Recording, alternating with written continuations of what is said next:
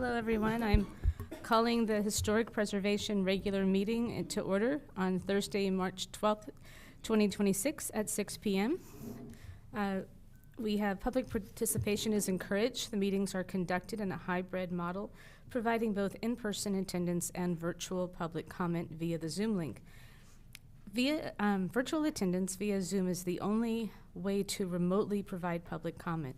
Pre-registration is not required. Via Zoom, hand raise functions to indicate your desire to speak on an item. The menu is also live streamed on the city's website and on YouTube and on Spectrum. Okay, roll call, please. Chair McCatton. Here. Vice Chair Sims. Here. Commissioner Neeson. Is she running late? I can't. She said Neeson and she's gone. I'm sorry, Ida. What did you? Commissioner Neeson. Absent. Absent. Commissioner Moore. Here. Commissioner Walker. Here. Commissioner Akins. Here. Commissioner Bisasha. Here. All right, thank you. Let's stand for the Pledge of Allegiance. I pledge allegiance To the flag of the United States of America and to the republic for which it stands, one nation, under God, indivisible, with liberty and justice for all. Thank you. So we have the agenda here. Does anybody have any changes, or anybody want to make a motion to approve it? I move to approve the minutes. Anybody want to second it? I'll second that. Roll call, please. McCatton. Yes. Sims. Yes. Moore. Yes. Walker. Yes. Akins. Yes. Bisasha. Yes. Okay. Now we're going to go on to public communications. So this is the time set aside during the meeting for members of the public to address the legislative body on items of city business other than scheduled agenda items. Matters raised at this time may be briefly discussed by members of the legislative body and will generally be referred to staff and or placed on a subsequent agenda.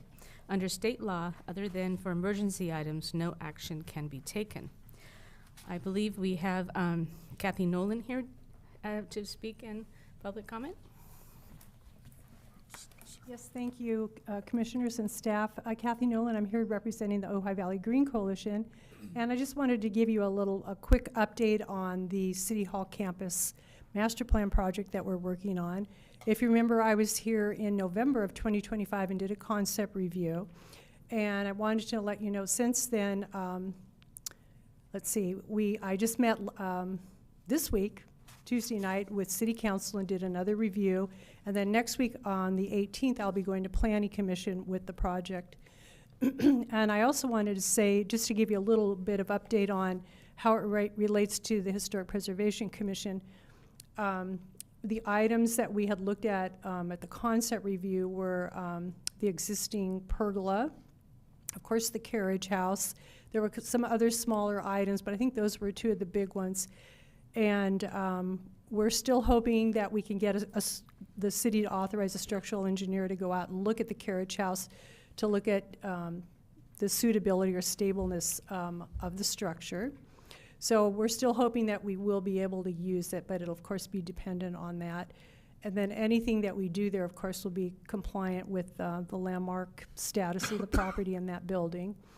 And then as far as the pergola structure, last time I was here, we noted that there were a lot of the members that were rotted, but I've since spoke to a couple of commissioners here, and we're hoping we'd have to go do another assessment, but that possibly we could repurpose some of the lumber.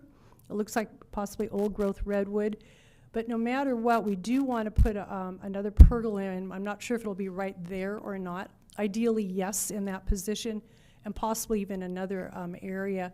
But we want to the best that we can, and we've taken documentation and photos of the existing one, complement the one that was there. So those are probably the two biggest items that I wanted to mention. Oh, and one other thing, because we do have a proposal for a building on our master plan. We're affectionately calling it the Garden House.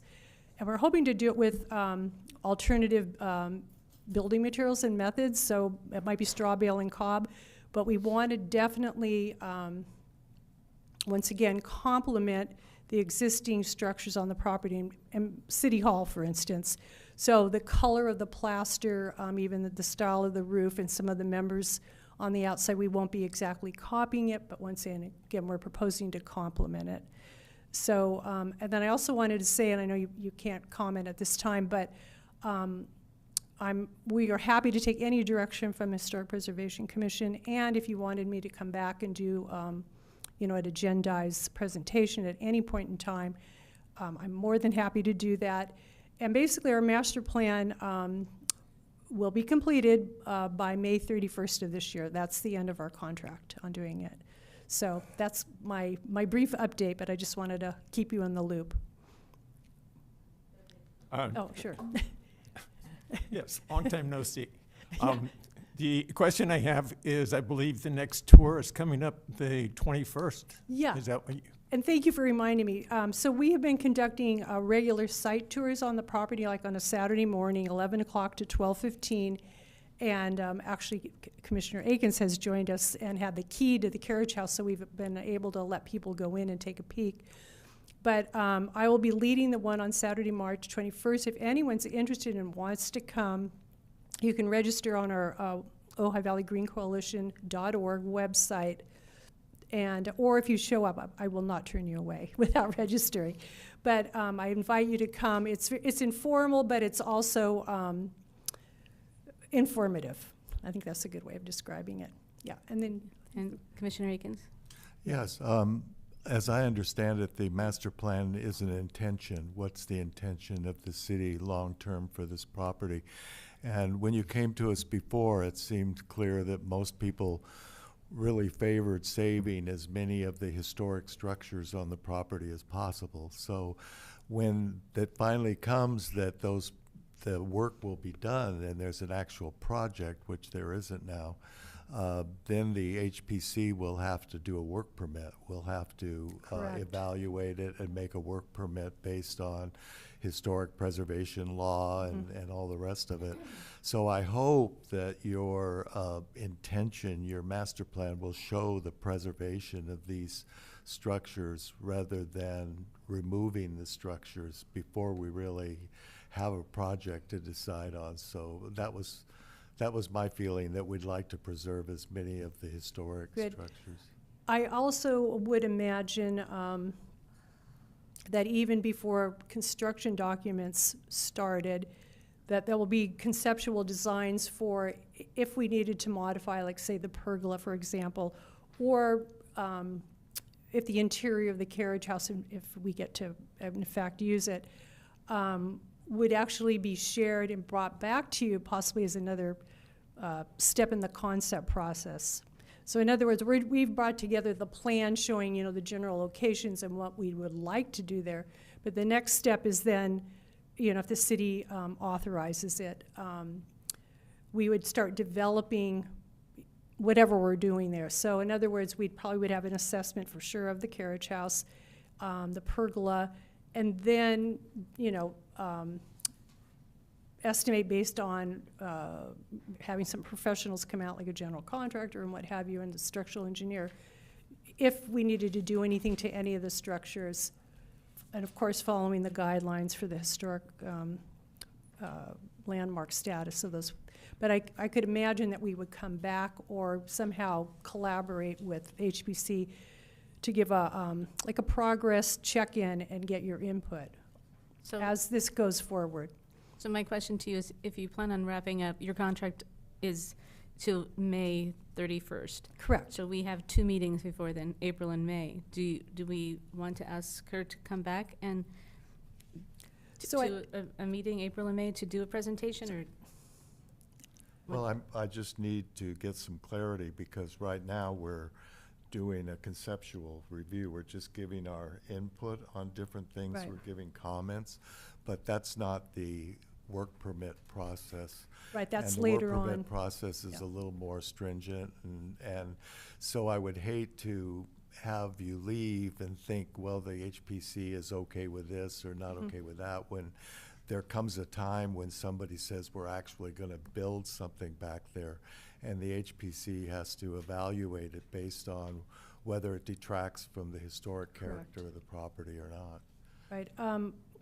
As a matter of fact, we're actually including a report and with our master plan, so a master plan report, a document. And I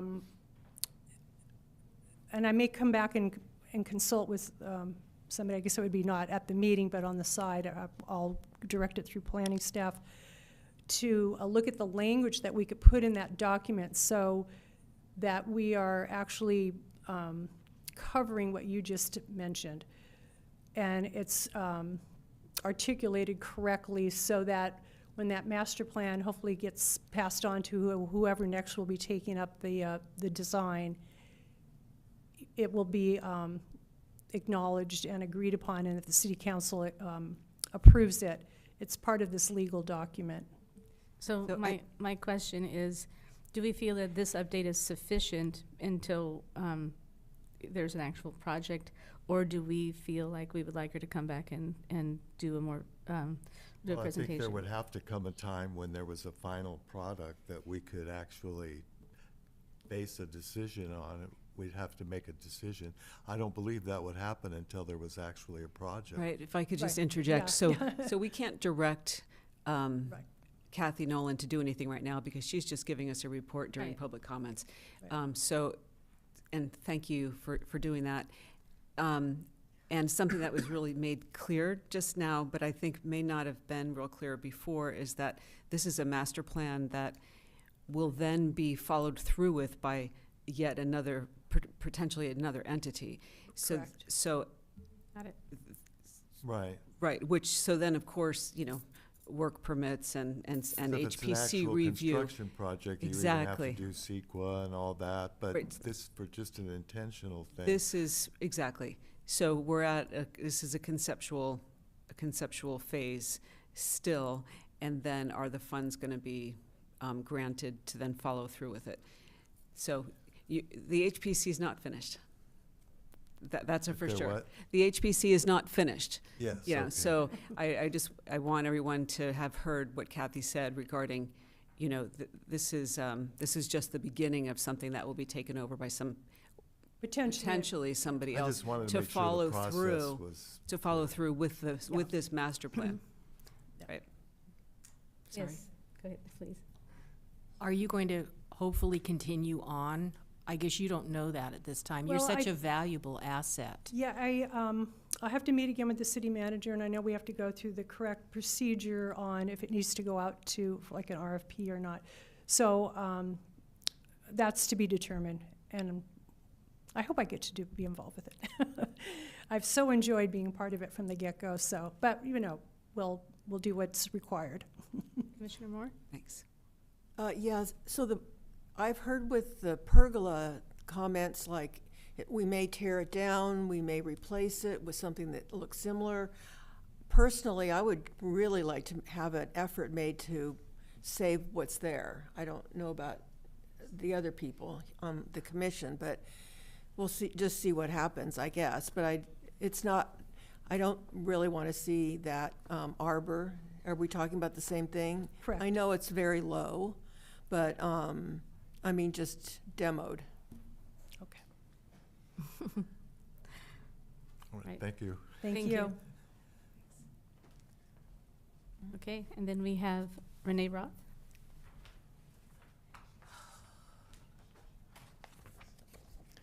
Good evening. My name is Renee Roth. I've been a resident of Ojai for 25 years. I've attended many of the Green Coalition events. I've worked on many work parties on the garden property behind us. I have cared about this. I've seen it go through many different iterations, and I'm really concerned about what I'm hearing tonight. So I will try to just stay to my written comments. First of all, the public record for the city of Ojai getting title to this property started in 1973. Have any of you seen the trust deed and Yes. what the language says? Yes. The language is very clear. It says it's supposed to be for a public purpose. a public good, and the city has the right to demolish anything on the property that it believes needs to be demolished. That is in the language of the trustee, okay? So it basically says, when you go to this being a gift to the city, this wasn't a casual gift. This took a long time. They took 3 years to describe how they wanted to gift this to the city. The Secretary of Interior Standards, which you were supposed to be following when you designate historically significant property, governs landmark designation in the municipal code. So I've read your resolution, Resolution 1744, very carefully. It only designates as historically significant objects of record on the interior and the exterior, and it notes the pictures and what specific things are designated as historic. You really need to go look at 1744, and you really need to stay within your resolution and the lanes of that resolution, because I've been obsessed with thinking about Kathy Nolan having to save a piece of concrete out there that was supposedly a miniature golf course water feature. Ridiculous. That is absolutely ridiculous. And the pergola out there, it needs to be torn down. It has outlived its useful life. It is way too low. The water and the runoff have raised the level of people entering into the property. So if you want a picture, take a picture. But we really need structurally significant and historically significant pieces of the property to be saved. Please do not waste the city's time. The other thing is the carriage house. The carriage house is not even mentioned in your resolution. It specifically exempts any property other than the historic properties of this and the other building and some stairway. That's it. That's it. It doesn't mention that you are exempting. It specifically exempted the carriage house. And we have spent hours and days running the Green Coalition through this process of the historical significance of it when it is not proper for you to do this with this property. It is not proper. It is not the best use of the property or in the public interest to hang on to every little piece of structure. I'm sorry, but I'm just really opposed and offended that you think that is your job and your mission here. Thank you. Thank you. Okay. Is there any more public comment? How about online? None. All right. Let's move on to the museum representative report. Do we have anything, Commissioner Akins? Thank you, Chair. I have a text message sent to me by Wendy Barker, the Executive Director for the Ojai Valley Museum. As many of you may know, we currently have a fabulous exhibit that's going on right now, The Power of Family. And coming up this next Saturday, or Sunday, the 15th at 4:30, we have Town Talk that's Roots in Remembrance, The Power of Family Storytelling, and it's part of the Women of the Valley 100 Years of History, and it's April 5th. And we have individuals families that are coming from different parts of the valley. One of them I know is coming from Thatcher, and so they will be there and talking about their family history, their genealogy, and how I think they are acquiring that and storing it. So it's what I love. Thank So you. we invite you. And if you haven't been to the exhibit that's in place, again, it goes until April 5th, and it's wonderful. Okay, thank you so much. Now we're going to go to consent calendar. We have the minutes of the February 12th. Do we have any changes or? Sure. Yes.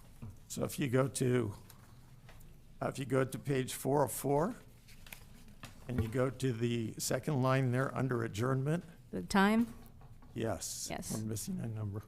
So it just says 7:3. We lived at, I'm going to assume it's 7:30. okay. I can also look, have staff check the video. Thank you. Yep, besides that, I did not have any changes. Anyone else? Is there a motion? Could I make a comment? Oh. Because there's no date mentioned on when you had your joint meeting with the city council in the minutes of the meeting.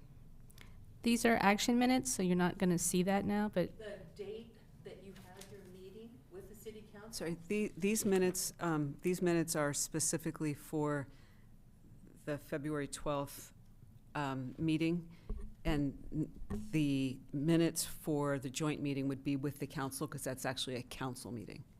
Okay, all right. We don't- I just yeah. think you should have in Yeah. the minutes of the meeting when you Right, met with them. but we didn't meet with them. We met with them. I mean, so those are in the council minutes. Thank you. There's no date in the meeting, so you can't go back and look based on your meeting with them, when the council meeting. Right, was. because it was a council meeting. It wasn't it wasn't an HPC meeting. Thank you. Thank you for your comment. So do we have a motion to approve the minutes? I'll make a motion, we approve the minutes. Thank you. A A second? second. Want to have a roll call, please? McCatton, Yes. Sims, Yes. Moore, Yes. Walker, Yes. Akins, Yes. Basasha. Yes. Thank you. Now we are going to the public hearing of the section, and we are into the number 2, which is the sign permit for the Ojai Music Festival. Thank you. My name is Maura Macaluso, and I'm the principal planner for the Community Development Department, and I'm the liaison for HPC. And thank you, Chair and Commissioners. This is a sign permit, S26004, and it's for the proposed design change to a previously approved pennant and Chinese lantern elements for the Ojai Music Festival. Once they're approved, they can continue consecutive years and year after year. However, there's a change this year, and that's why it's before you. So the signs, or the pennants, are to be displayed in each of the 27 arches in the landmark number 5, the arcade, and also in the Libby Park pergola that leads to Libby Park. The pennants are two-sided. Actually have one here. And the size is approximately 32 inches wide by 48 inches long. They're vinyl, or a vinyl material. As you can see, the colors here, there are 2 shades of green, the background, and also the swirl. And then this is actually, it kind of looks white against the dark green, but it's a shade of gray for the lettering. And we have a change in color for the Chinese lantern in your report, and in the description, and potentially in your report. It mentions a change in size. There was a concern regarding the change of size, but when I spoke with the applicant, they've actually decided not to do the change in size, so the size would be the same. That's been approved in the past. The difference is the color. It's a different shade of green that complements the new pendant. We do have the applicant here. If you have questions that I haven't already answered, and you do have options with your conclusion. You can approve the project as it is. Of course, you can deny it. You can also ask for changes. I kind of thought that might happen with the size of the pennant, or the lantern. However, the size is no longer, it's an issue. It's the same size that was approved previously. There was another question prior to the meeting, and that was how many events per year put up these pennants. And in the last, or since 2022 anyway, there have been either 5 or 6 events per year that have had the pennants, and the pennants are up for a maximum of 14 days. So that's all I have. Staff is recommending approval of what's been submitted and presented to you tonight. But again, we do have the applicant here. If they have anything to add to what I've said? So if you have questions of me or them. Anybody speaking in public comment to this item? Online? No. Okay, then I'm going to close public comment. And does anybody have any questions for the applicant? Or do you want to ask the applicant, or do you just want to speak to the item? I don't have any questions, except I thought we would be getting a sample of the color of the lantern. That's the new one? This is the new one. Okay. It will be the old size, which is a larger size than this, but that's the new color. But it's not larger than what was previously approved. Well, I'll just start by saying I've given this a lot of thought. I've been very involved in this community for more than 65 years. Involved festivals over the years with family. I do not think we should continue on with these lanterns. I think it is an art installation. I think the pendants are fine, but I do not think the lanterns are appropriate. I think that it is just not in keeping with what has been before 2011. And in fact, in the rules of what were adopted back in 2015, it actually states, pennant policy allows for only pennants and nothing else. Flags, lanterns, or other decorative items are expressly prohibited unless previously approved, and at such time that design is proposed for redesign shall be allowed to be displayed. So since you are asking for a completely new application of all of this, I do not agree with these. And I also would like to know the pergola. Where are they hung in the pergola? Because this only discusses the arcade, and I don't think they're appropriate there either. Hi, my name is Anna Wagner. I'm with the Ojai Music Festival. In response to the pergola, it's on the arch, the main arch that goes where the cross street is. Mm-hmm. It's that arch is where it's hung. And do these then continue, like I believe in the past, these lanterns continue on into the park, directing you down to the bowl? We do have them on stakes and poles as they lead into the park. Are you changing that color too? Yes. Okay, I'll leave it to my colleagues to discuss, but I don't like any of this art installation. I like the pennants as they've been for years prior to the revamp of the bowl, and I believe that is why it was approved in 2011 as a celebration of that. So now you're asking for a complete new change in both the lantern and the pennant. Anyone else? Um, Do you have any questions, or can the applicant say? questions? No. Okay, do you want, you can. I'm yeah. actually going to have more.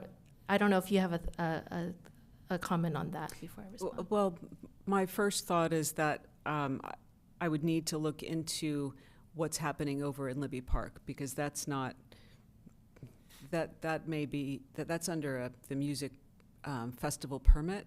It's part of our rental. Right, and so I think that we are probably limited to talking about the arcade. And the pergola. And I would definitely look into that as well. The fact that you're coming before the HPC with a change, and we have a new application, the HPC does have the authority to not approve the lanterns, which would mean it's a whole new application. So therefore, the lanterns wouldn't be allowed if that were the vote tonight. You've heard from one commissioner, so. Okay. Does anybody have any questions for the applicant while they're standing? No. Thank you. Okay, thank you. Does anyone have any more comments? Well, I would agree. This is a pennant policy, and it was set up to allow pennants as decorations for events held downtown, and the festival's a sure one that would apply to have these pennants up to advertise it. And the signage on the pennants is a little avant-garde and different from what I think was intended, but I think that represents what the festivals is about. So I don't have any problem with the pennants, but I do have to respect the fact that this is a pennant policy, and it does say that there should be no other objects. I just think when this starts going, then other people may want something else, and then pretty soon we're gonna have our jury to decide if it's an artistic or not, and I think that I would prefer going to what has traditionally been done and done by every other applicant who has pennants up, is just have the arcade arches with pennants and the 2 arches across the street on the pergola. And I think that should be great. I don't want to speak to the Libby Park because that isn't really a part of what this application is for, but that's my feeling. Anyone else? I have a question. Yes. I'm a little unclear. Were the lanterns part of this approval previously? Back in 2011, It was, what happened is they came in and they were having a special occasion, I think, and they asked if they could do this as an exception to put these lanterns up that would go into the park. And so the HPC at that point said, okay, you know, it's your 60th anniversary or whatever it was back then. But I don't think the intention was to change the policy and make it so that people could put other, I think it was an exception for that one event, but then there is also a statement in here that as long as they don't change it, they can keep going with it. So that happened, but now we are in a situation where, do we want to make this open to other things hanging, or do we want to keep it with the pennants, which was the intention? And if I could just interject, I just want to remind the commission that, well, not remind you, but just say that staff's recommendation for approval includes language that it's temporary, it's for 2 weeks, and I don't think I wrote this in here, but it has been going on for consecutive years. And at this time, the change that they're asking for is for color, not size, that would complement the new banner, which again is temporary. And so anyway, I just wanted to restate. I just think I just the wanted to question restate is where whether staff we is. want to follow the guidelines that were set up. Or Right, with and an my thing was exception. that since there was an exception made, and they have been doing this continuously since 2011, it's not a new application coming before you that you've never seen before. You do have the authority, since it's coming before you tonight, to deny it. I'm not saying that. I just want you to keep also in mind that it was approved by the HPC at one time, and it has been continuous for all of these years. And no other applicants have asked for decorative elements. I'm just wanted to give you facts, not that's it. thank you. Thank you. Can you bring that lantern up here? Is that the Please. size? That's very, This is the existing size. but that's the color. No, That was the color. That's the size. color in the existing size. This is the Current. the color that we're wanting to move to, and we would be hanging them in this size in this color. I have a question. So the size that's in, well, I've seen this every year because I work for the city. But this size that's in this picture, is that the existing, or is that the previously proposed until tonight? Because you were asking for four. That is the new size. This is the new size. Now said we're not going to. Okay, so this picture then is inaccurate. It's it's 4 inches all around smaller than this one. That size, that color? It's the dark green color in that size, exact same size, which is actually smaller than what's proposed in that picture. Right. Got So it. what we Thank you. don't have right now is a picture of what it has looked like since 2011. Which is Actually, that. there is one in there. There is a picture in what we submitted, I believe, of the old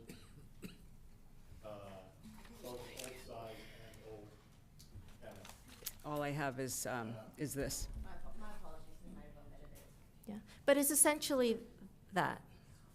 Right, I think that the comments that I've heard is that this lantern looks really large. And this lantern is perhaps the A little 4-inch larger, and 4 inches is a lot. Mhm. So I think in the picture, if this were 4 inches smaller, it wouldn't look this, Sure. it would look 4 inches smaller. So, Thank you.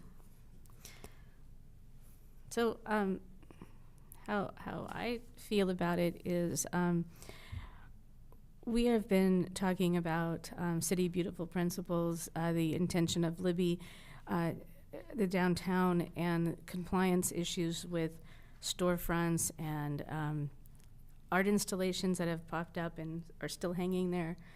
I feel like everyone, if the body that needs to lead on this is not following the guidelines, then it's a hard argument to say what's art, what's not art, what should be hung, what can't be. So that's my biggest concern. I know this has been going on for many years, but a lot of things have kind of slipped and gone on for many years. And so that's just something that I feel like it's pretty clear when it says it's for penance and for nothing else.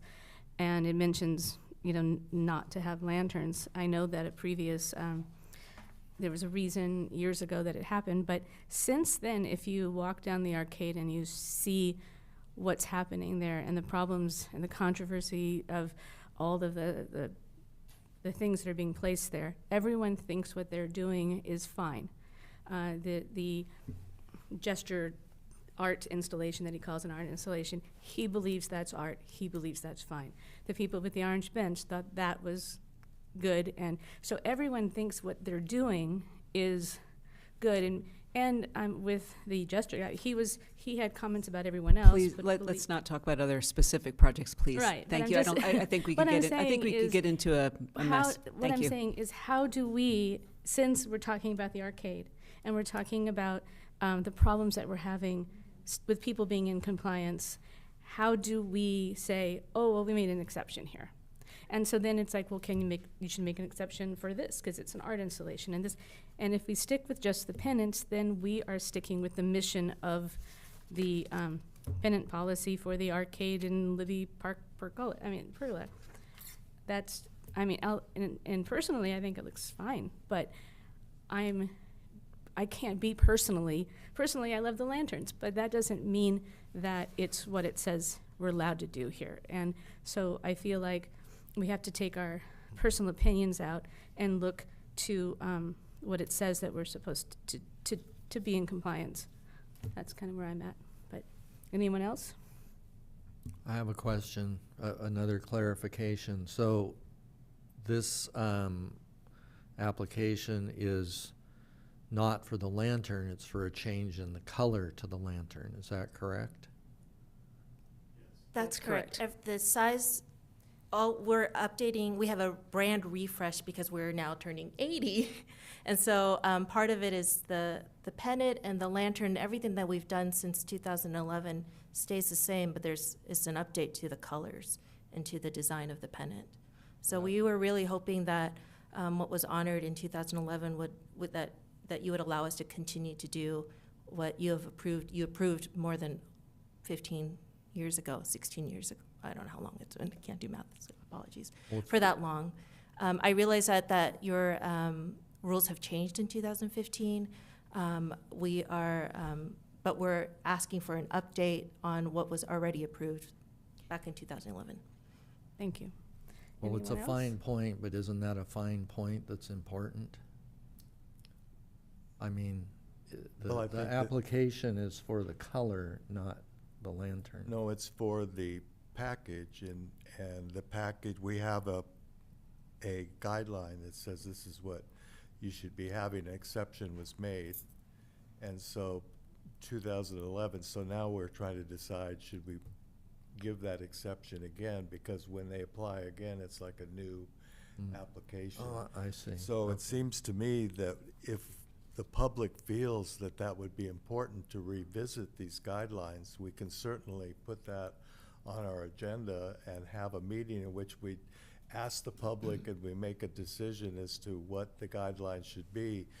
But right now, to just simply say, well, we're not going to follow these guidelines, then you might as well just scratch that one off and say that doesn't exist, and then anybody can bring any art installation in that they want, and it's going to be hard for us who are interested in the buildings and keeping that integrity to them to say, oh, well, we don't like your balls, but these are okay, and we don't like your whatever, but you know what I mean? It just, we're going to have a jury that's going to decide what would fit, whereas what we have here is pretty simple and straightforward. At some point in the history of Ojai, it was decided that pennants would be nice for events held downtown, and I agree totally that they should be down there. I think it adds something to the events, but I think what was decided on back here in 2015 was pennants, and there was this exception made because of a special event that they were having. But I'm hoping that we will still follow the guidelines that we have, and if they want to, for a future time, bring back and have the public decide to change it, then we can have that conversation. I would like to take a 3-minute recess, please. Okay. Thanks. Can you just stop the meeting for 3 minutes? Ida, please stop the meeting for 3 minutes. We're taking a break. Okay.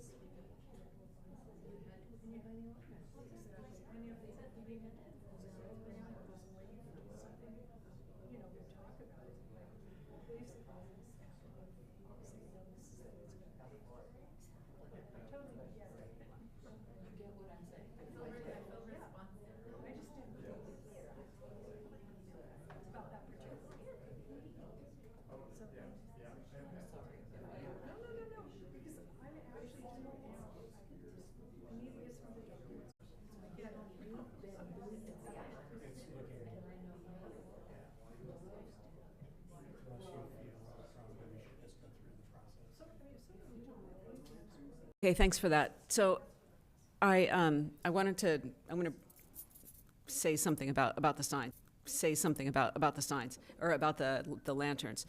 So what I did was get in touch with the city attorney because there's a question that I could see happening, and it was in my own mind as well, Commissioner Bisaccia, and that is, what's before you tonight is a change in color of something that was approved, and so you may not have the authority to deny them having lanterns. Your request today is you're denying the change in color of the lanterns that were previously approved. So, however, I went further with the conversation, and which would need further investigation, and that is what exactly was approved in 2011, and what is the exact language of that? Because if it was allowed to continue all this time, then I'm back to your authority tonight is regarding the color and not the lanterns. It's not opening up the entire thing. It's an amendment to something previously approved. So what my suggestion or potentially is that we continue this item while staff has the opportunity to do the investigation, and we continue it to next month. The event's not till June. So that was a thought. However, I would like to give the applicant just an opportunity to say what they want to say if they have anything to say. But my suggestion tonight would be to continue this to make sure that I can tell you exactly, what the deal is with the color of the lantern. Do you need a motion to do that? Was going to listen. Oh, Yeah, so, yes. Well, I mean, you would have to approve you would have to continue it. And so it's my suggestion. I'm not telling you what to do, I'm just suggesting. Okay. I actually would be curious to know what the 2011 approval was, just to get a little bit of context. But and if it's in fact a request of a color change and allowing of a continuation of what we've already done, I'd like to move forward with that. However, I also want to respect the rules. So if it's that it's a whole new application and falls under the 2015 rules prior to the 11, we want to be respectful of that too. So we don't want to, what did you say, die on this hill? But it would be, I'd appreciate it if we could look into the 2011 ruling just to make sure. Thank you. Yes. Well, I still have a question here. October 13th, 2015. Unless the design of the pennants changes, the design of this has changed. So at that point, I think we have the option to start all over again. That's what this says. And you can't change it to say something that it doesn't say. Right, however, they're willing to not change it. So they're going to put back the old pennants that they had in the past, No, because that's what this would have to require. So the pennants, the pennants. They're being changed. The pennants are being changed. Right. And that's why they are before you tonight as opposed to just being hung. Those are also before you tonight instead of just being hung because they're asking for a change. So if you deny the change, or if you don't want the change and they say, okay, we won't change them. They can put back their old Right. pendants That's what, and their old lanterns. right, but you can also approve these things separately. But maybe we You don't can want to approve- do that. That's true, maybe you don't, but you can approve the pennant and not the lantern. Right. Yeah. The pennant used to be, as it is in here, or no, is this the previous one? Well, and the ones in the here's the previous past, This is the previous one. It's but the ones in the past that hung there for years were a note. They were beautiful. They were very simple. No, the ones before that Oh, okay, were but a note So when did that change? in 2011. And those were hung for years, right, Commissioner Walker? The notes. is this the Yeah, last the one? notes. Okay, but this is the most recent. So Right. if you don't approve what the colors that are the more natural and such, they will go back to black and white. Yeah, the ones that were just up, that were just recently, the last ones that were up. So anyway, I'm gonna let you. Yeah, I think it was just written kind of strange with the pennant shall conform to a new design. The pennant shall not be displayed more than 14 days. The pennant shall be constructed, painted, and installed in a professional manner. It's like, and then there's just one little spot that says, pennants and lanterns to be displayed on landmark number 5, but there's very few mentions of the lanterns so it's kind of confusing. Like, could we approve the pennants tonight and move the lanterns? Absolutely, you can split up this request. Certainly, there are different, aspects to it, different parts, different pieces. But when you order something, whether you're ordering 27, like if we decided to, like, the attorney says that we can go back to banners, it's the more you make, it's usually the less the cost. So if you put in an order now based on our approval and then you have to make more, it may not be cost effective. We probably wouldn't order them until after the next meeting if you continue the lantern discussion. Because it's in June. It's in June, the festival is in June, so Okay. we need to order them in May Okay. at some point. I think the intention of number 11 is that it's supposed to be for penance only. And unless there was granted the right to do it, in which case, when you make another application, then that could be changed. I mean, the commission has the ability to evaluate what you're proposing and decide whether that's appropriate for the arcade and the pergola. So I don't see how you can pick and choose and say, well, the size is the same, so we're going to continue, and this part is okay and that isn't. You told us at the beginning we could deny it, we could accept it, or we could have alterations. You would be denying the change that they're asking for, not the whole, not to not have penance. No, it's the whole application. But They're if- asking So- for a change in the application. That's why I took a recess to talk to the city attorney to make sure that I was accurate here. And the city attorney stated that unless there's something specific in the previous approval, the 2011 approval, which is why I suggested you might want to continue this, unless there's something in there saying that it was only for that one event, then that previous approval stands. And the change, if you deny this change, they can stay with what was previously approved. If you deny this, they can put this. If you deny the change in color, they can put what they previously had approved. That's what the city attorney said. So what I would like to do is go back. What I'm suggesting is that I go back and see what the language was very specifically in the 2011 approval. Okay. And then bring it back to you. And in the meantime, the applicant is saying they don't want to fight about the lanterns. So they're willing to go to just do without lanterns. But they also said, they support me doing the research.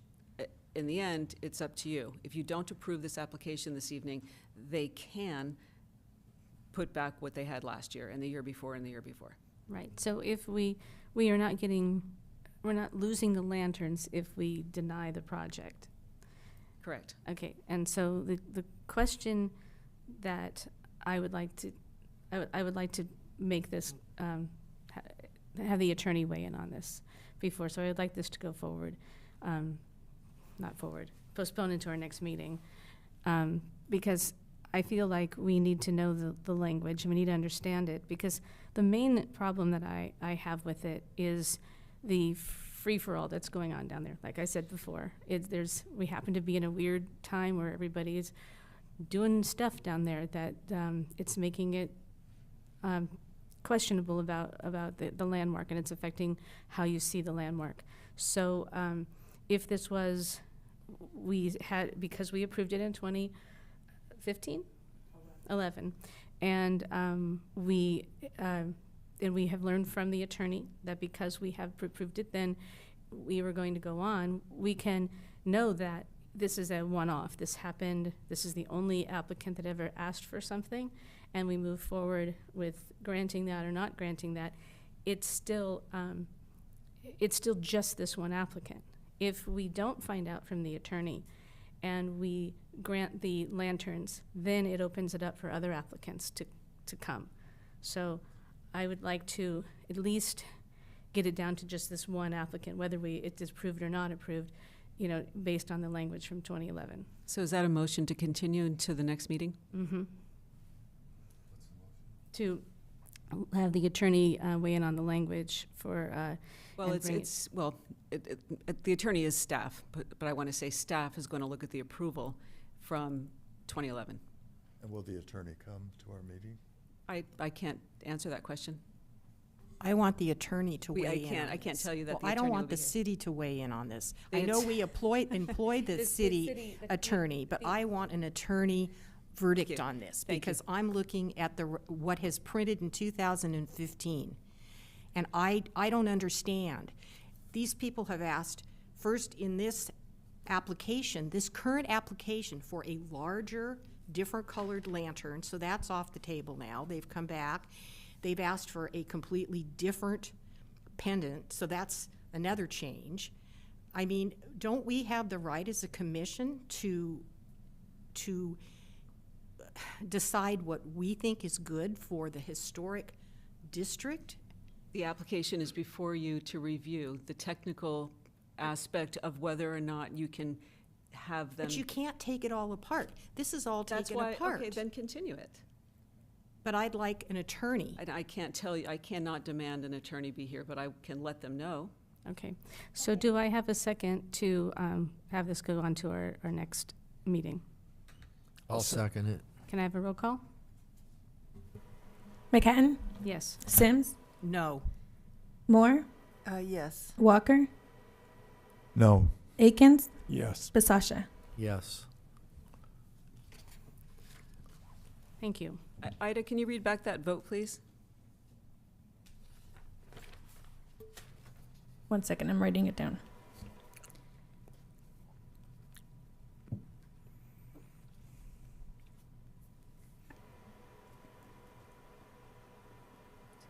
Four yes and 2 no's.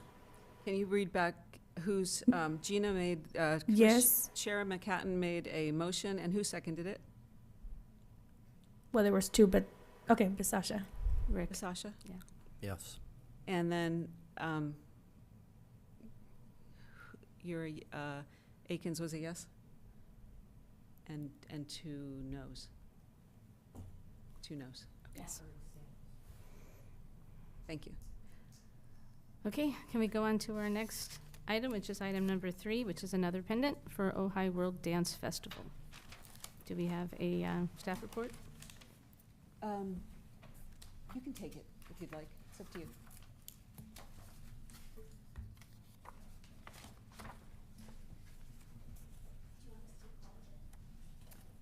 Actually, why don't you leave what you left? Or you can take the new one, that one. Yeah, thanks. Thank you. So this is sign permit S 26003. It's a display of pennants for the Ojai World Dance Festival. And this is a nonprofit organization. They'd like to place 27 pennants in the arches in the arcade, which is the same as before, the landmark number 5, to promote a dance production to be held at the Libby Bowl on Saturday, May 9th. The applicant is proposing to display these pennants for 14 days, April 27th till May 11th, and they'll be removed on May 12th. The pennants are 23 inches wide by approximately 48 inches long. They each have a background color of black. They're one-sided. They have a stitch on the side. So what is the backside? It's just one-sided. Okay. They have, as you can see, I feel like Vanna White, some colorful highlights here and white lettering. So staff is recommending approval, as this is noting that this is temporary, it's for an event, 14 days, and they are the same size and location as other pennants. Again, I think we have either 5 or 6 per year in the last 4 years. We do have an applicant here if they have anything to add other than what I have said, and again, staff is recommending approval. Okay. I have a question for staff. Is that the same size as all the other ones? I believe it is. And before,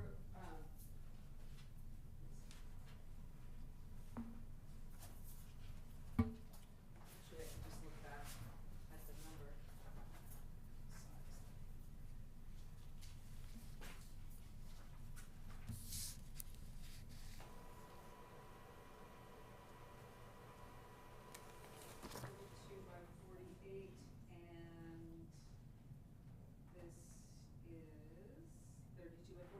Okay.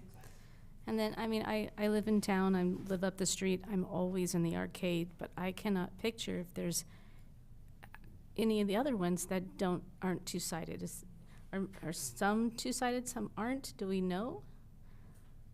I can't picture it. I don't know offhand. Okay, just wanted to know. And is this I'm sorry, I don't know this, I should. This was my lack of culture. Is this a yearly event that's happened before? Is this I new? believe this is a first event. This is our third. Okay, but how Third, about we okay. have the applicant come up and you can ask questions. And when you come up, could you state your name, please? Hi, I'm Ishel Gladstone. I'm on the board of Dance Ojai, the organization that is producing this event on May 9th. This is Paulina Carey. I'm also on the board as well, so any questions? Yes. And this is our third year. We're really excited. Thank you for being here and hopefully approving our penance. And we're growing in size. The first year was just a show at the Bowl. And then the last year and this year, we're also doing a festival in the park that's free, and then the evening ticket show at the Bowl. So we're really excited to bring this to Ojai. It was a great success. Thank you. Does anybody have any questions for the applicant? No, thank you. Okay, thank you. Thanks. Does anybody have any discussion about this? Well, I'd like to thank the applicants for following all the rules. It makes our life a lot easier. And I wish you good luck with your event, and I think the signs are great. So do you want to make a motion, Craig? I move that we approve the application. I'll second it. Roll call? McKenton, Yes. Sims, Yes. Moore, Yes.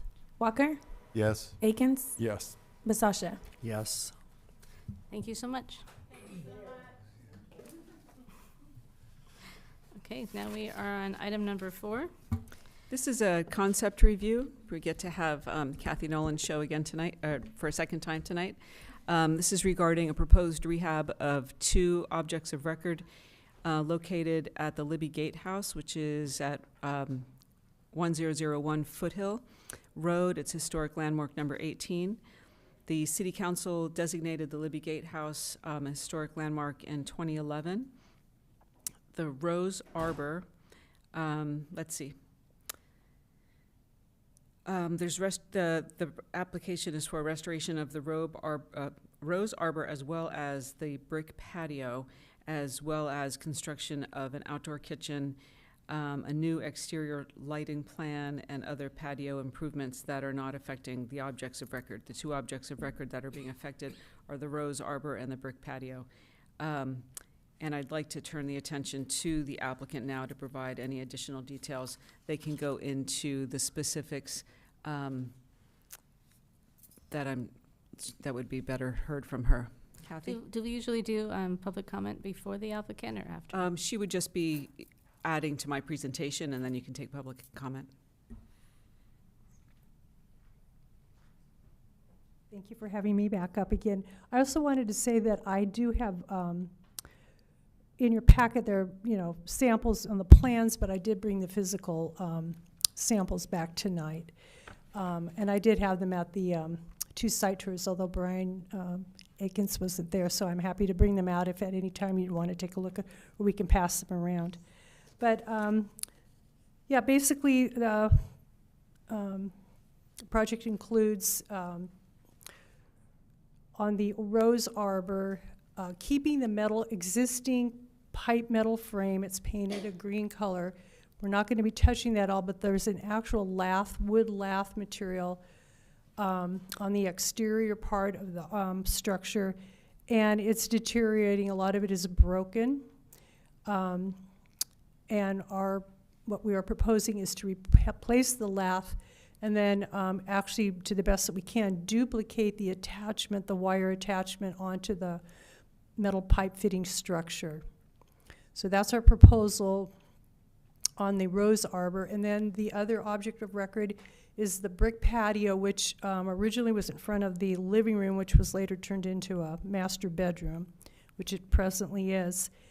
And we would actually be just removing the brick And the issue there is there's trees that are actually changing the level of the brick, so some of the brick's popping up, some of it's too low. There also is a downspout there where it looks like the water is causing some undermining. So we'd be taking up that original brick, first taking a photograph, documenting it, and then adding a drain to the hose bib, taking it out to the landscape, and then re-leveling the sand bed, and then just relaying the existing brick back in the same location. So that's our proposal there, and it's basically for safety reasons. We wouldn't be changing the surface of the brick or anything. We probably would be power washing it to clean it off. There's a lot of moss on it, but we wouldn't be using any, tools to change the character of the brick or anything. So those are the two objects of record. The rest of the proposal is to add a 4-foot-high fence at the property line for an estimated 80 feet. And the property line would be on the east side that parallels Foothill. And we're asking that. It has to do with basically sound and the light coming in to the master bedroom. But we'd be following the code, the fence code. I've already applied for I had to turn a permit to do this process. If they deny it, then of course I guess I'll get a refund.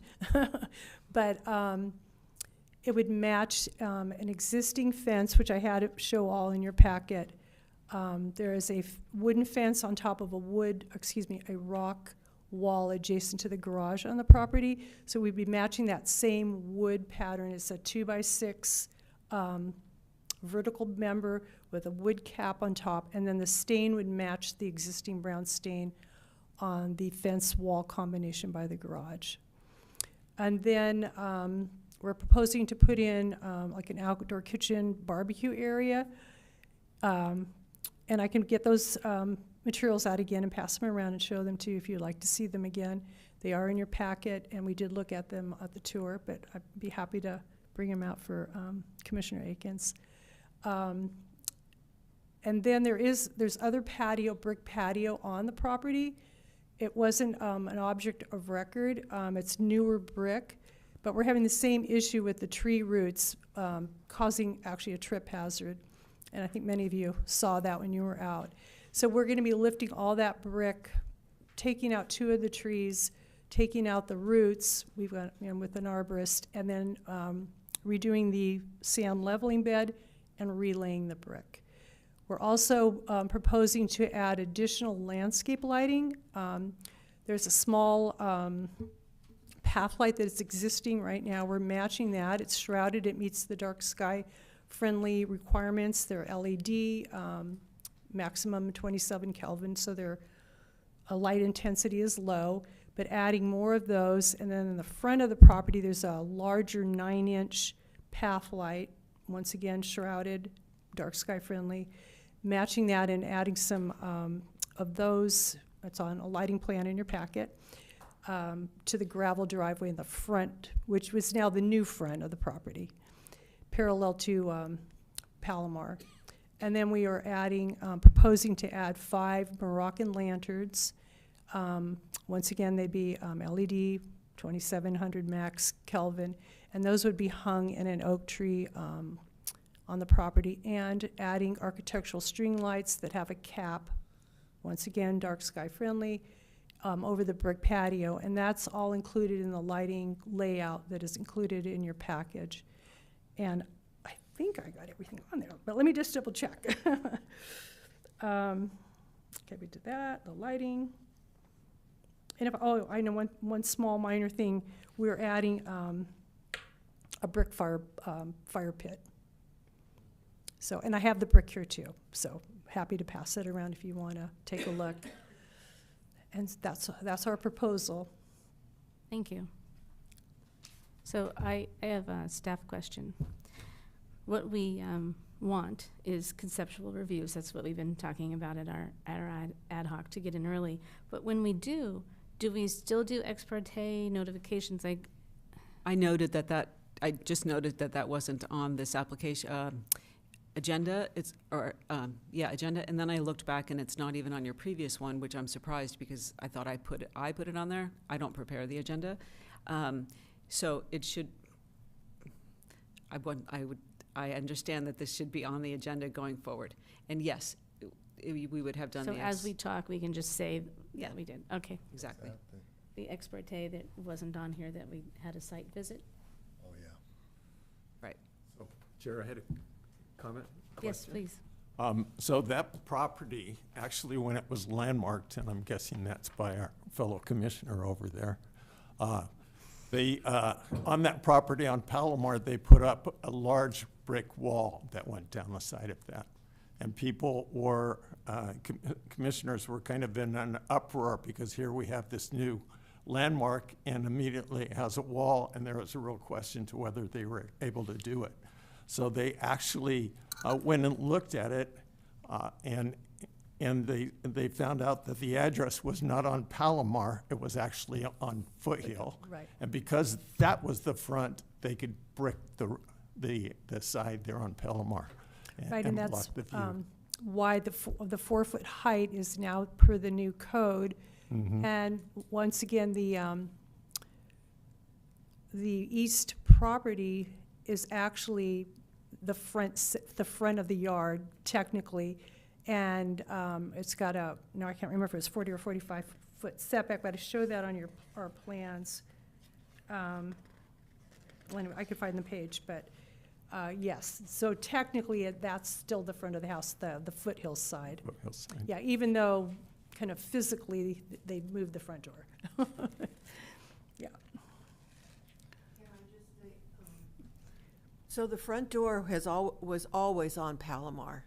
The front door was never on Foothill.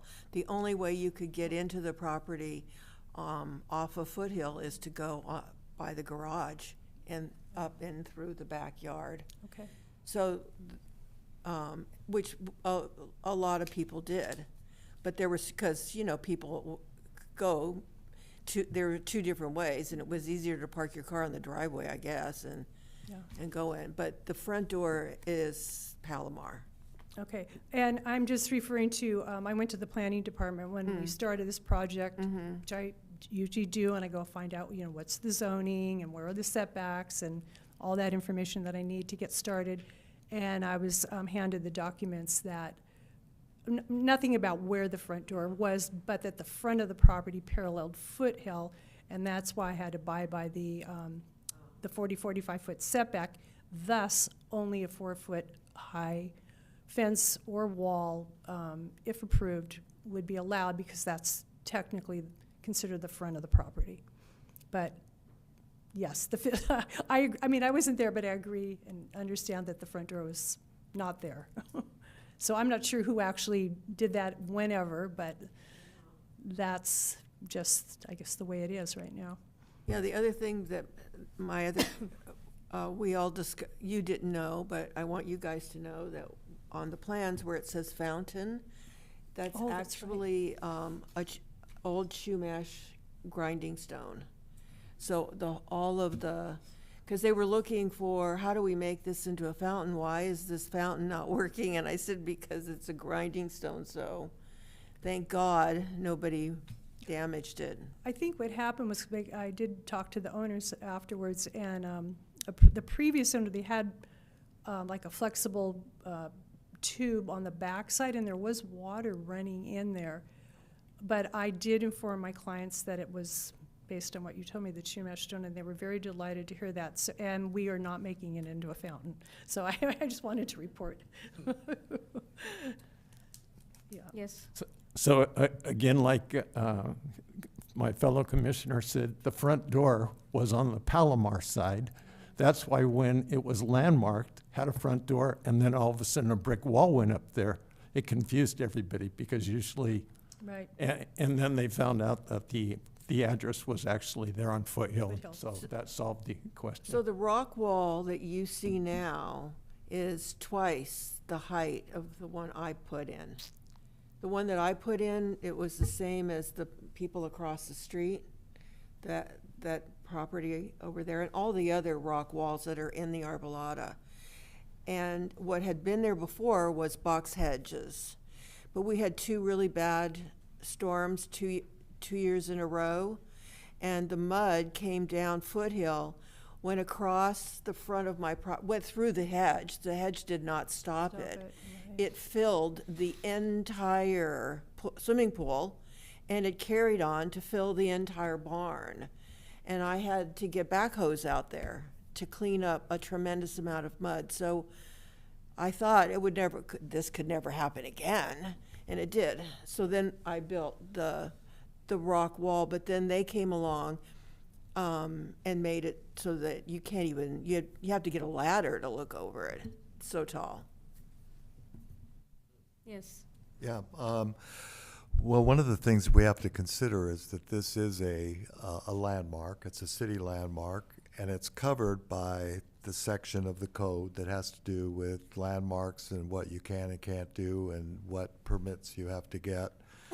And the setting for the landmark is the Arbolata.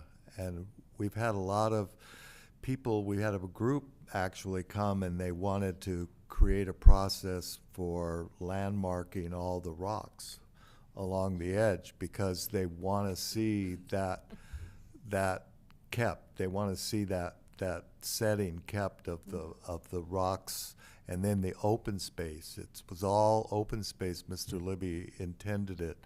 So I think we really do, aside from the rock wall that was built, I think unfortunately the really tall one, I really don't think it would be appropriate to put another wall blocking off the property from the street, because one of the characteristics of these properties that were built there is that you can see through the oak trees and see the properties. And when you look at that booklet I gave you, it shows that very clearly. So I think I really love everything you're doing with the pathway and with the arbor. I really hope those will all be restored. And I don't even really have a problem with the outdoor kitchen. I think it's part of the back area, and people need to live in their houses, and it doesn't seem too obtrusive. But this is a conceptual review, so I'm giving you my comments. I really think that the wall shouldn't be there. I think that would just add to the problem of that whole Arbolata getting just blocked off. And I don't know that there's anything you can do about it with another property, but I think that for a building or a property that's supposed to be representative of the style and the houses that were there and what the Arbolata was all about, putting a wall up there would be a mistake. So I understand. It's actually a fence, but I understand what you're saying. Yeah, okay. Yeah. Anyone else having questions for the applicant? Yes. I agree. I think Libby's vision from what I read is that the Arbolata was a park, to be able to see through it. And I don't think a fence is appropriate there. Maybe a low wall, but not a fence. But the rest, I think, is great. But you think a low wall would be appropriate? Depending on what it looked like. I mean, if it matched the front, maybe. I don't know the guidelines. Would they allow a low wall? Well, I mean, we could allow that if we felt that it wouldn't hurt the setting of the building, but if we want to preserve the historic character of what that place looked like as you drove up Foothill Road and back, I would think it would have to keep be it open, and it already, the house is set down a little on the property, so it's not exactly like on a little hill in front of the road. I would just like to see these homeowners in the Arbolata be able to have that authentic look instead of just having walls chopped up, chopping the whole thing up and blocking it, so that pretty soon you're driving along and it's just going to be, you know, if you want to live in the Arbolata, you should be willing to take on that lifestyle, I think. Yeah, the interesting thing about that property is it's on Foothill, and it doesn't have the same, I mean, I know that it's the entrance and it's right at the corner of Palomar, but in the Arbolata, because of the winding roads, it's a lot slower, and you can actually, I mean, I used to ride my bike through there. You can walk and ride, but when you're on Foothill, and I think as many of you saw, There's nowhere really to walk on Foothill. It's a little more dangerous. I mean, and the speed limit is different.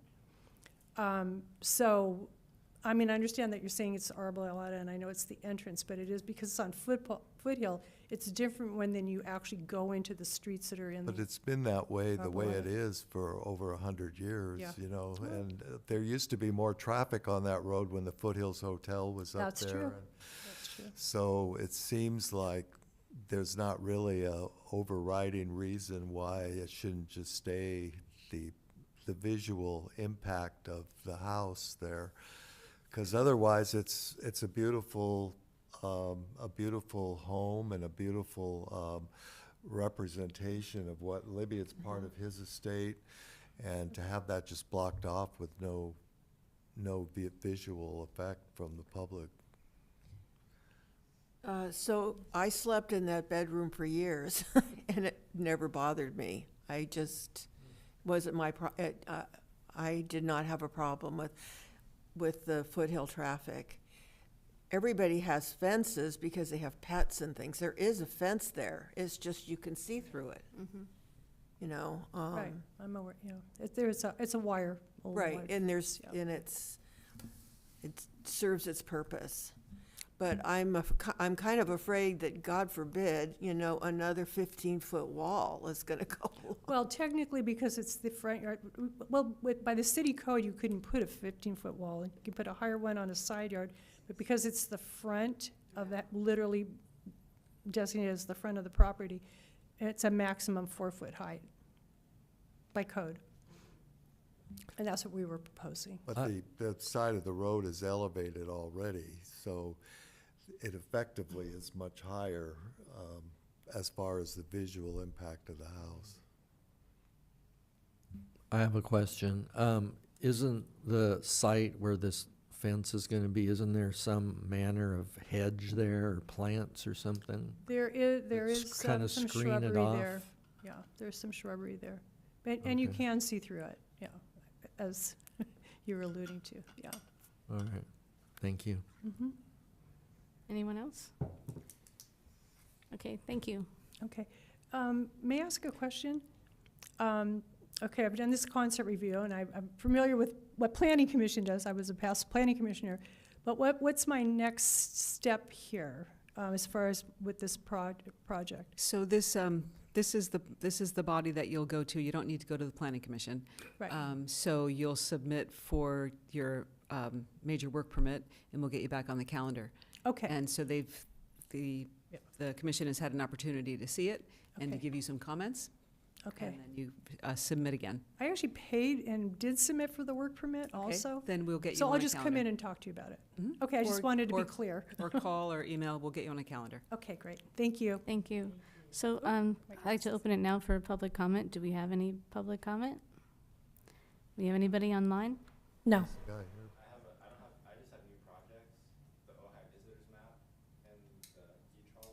So we're taking comments right now for this application? Okay. Well, let's do that, and then we can Okay. deal with that. All right, so does anybody want to start? Comments? Anyone? With each other?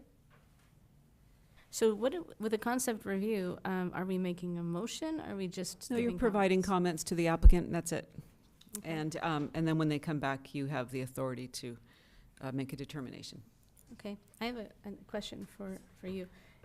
Did you put in the pool, or was that there when you? That was there when I bought the house. I'm so curious what it looked like before, because of that straight drop like that to the pool. Was it like rolling hill? Do you have any pictures or anything? It was a waterfall. It came in from the Mm-hmm. Yeah, Yeah. the teenagers and my dog, I had a Chesapeake Bay Retriever that loved starting at one end of the property and running as fast as he could to fly into that pool. So, hold on just a Wow. sec. I was just wondering, because I was trying to, when you're there, Talk about something that's we not were on- trying with the applicant to figure out where that front door was, like, where was it originally? But now that we know, it really always was on Palomar. It was always on. I moved it down. You couldn't really see the, Microphone. Yeah, to talk to me. We can't sidebar, so. Okay, so The bathroom that is connected to the master suite has windows now, but that was the front door. Okay. So those two doors, we took and just moved them down where the head, then it goes into that hallway. Got it. That hallway had a bathroom in it and a laundry room that just were like boxes sitting in the middle of the hallway. So we got rid of those. It was a niche. We think it was like 3 houses, and they pieced it together. Do you know that? Okay. So the original house was a little, but it is off the kitchen. There's a little tiny bedroom, and I mean tiny. And then there was another bedroom that's still there. It's in these pictures, I think. And then the living room. So it was a 2-bedroom house. Interesting. 2 bedrooms and 1 bathroom.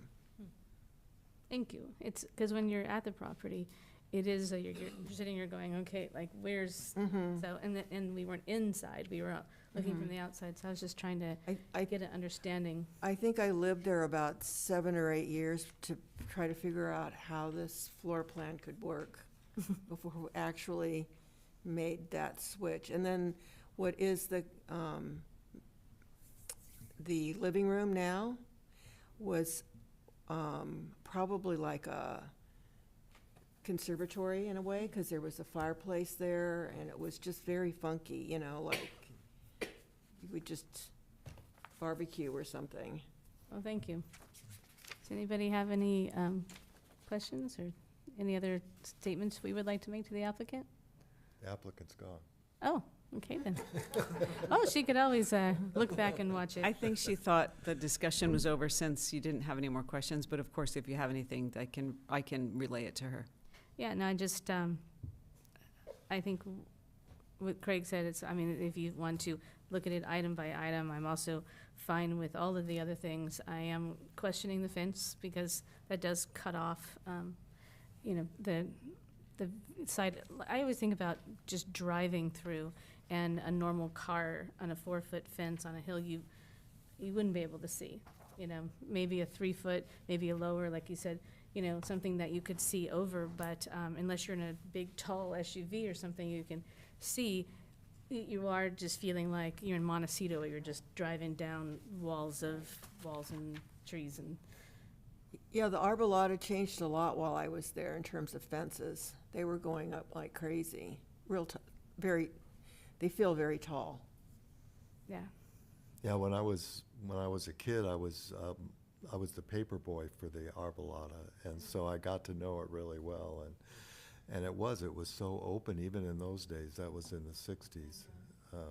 Very open, and all the trees, and just over the last few years, it started getting divided off, and maybe we can do something with that. I hope so.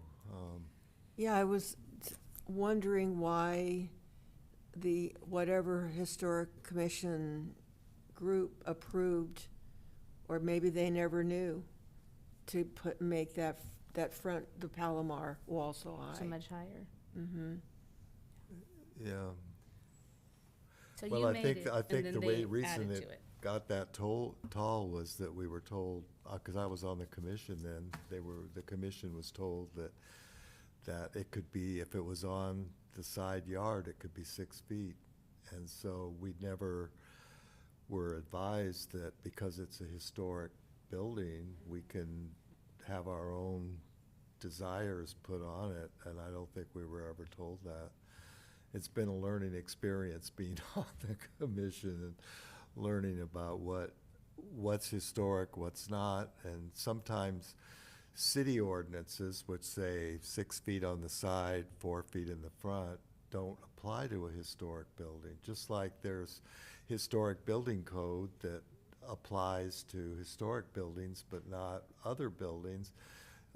Sometimes it's not appropriate to have something that may be okay for other people to have. So the city tries to balance that by giving benefits to historic owners that maybe others don't have. like the property tax benefit and other things. But anyway, So I think that's what happened. there. 2011 was landmarked, and you were the one who put the Mills Act on it.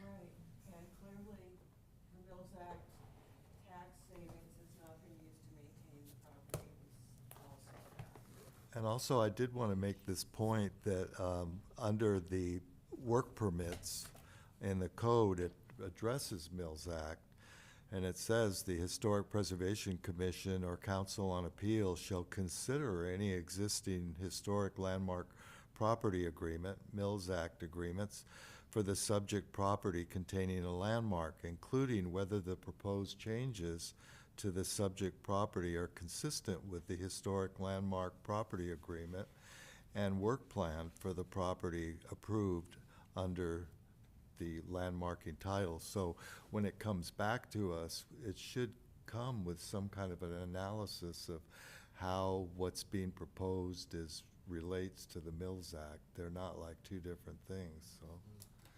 So can I ask that we start from one side, go to the other side, and just, if we are okay, like we're all have the same opinion, so when you do relay it to her, that she knows she knows what individuals feel like, but the commission as a whole, so we can kind of get an idea of.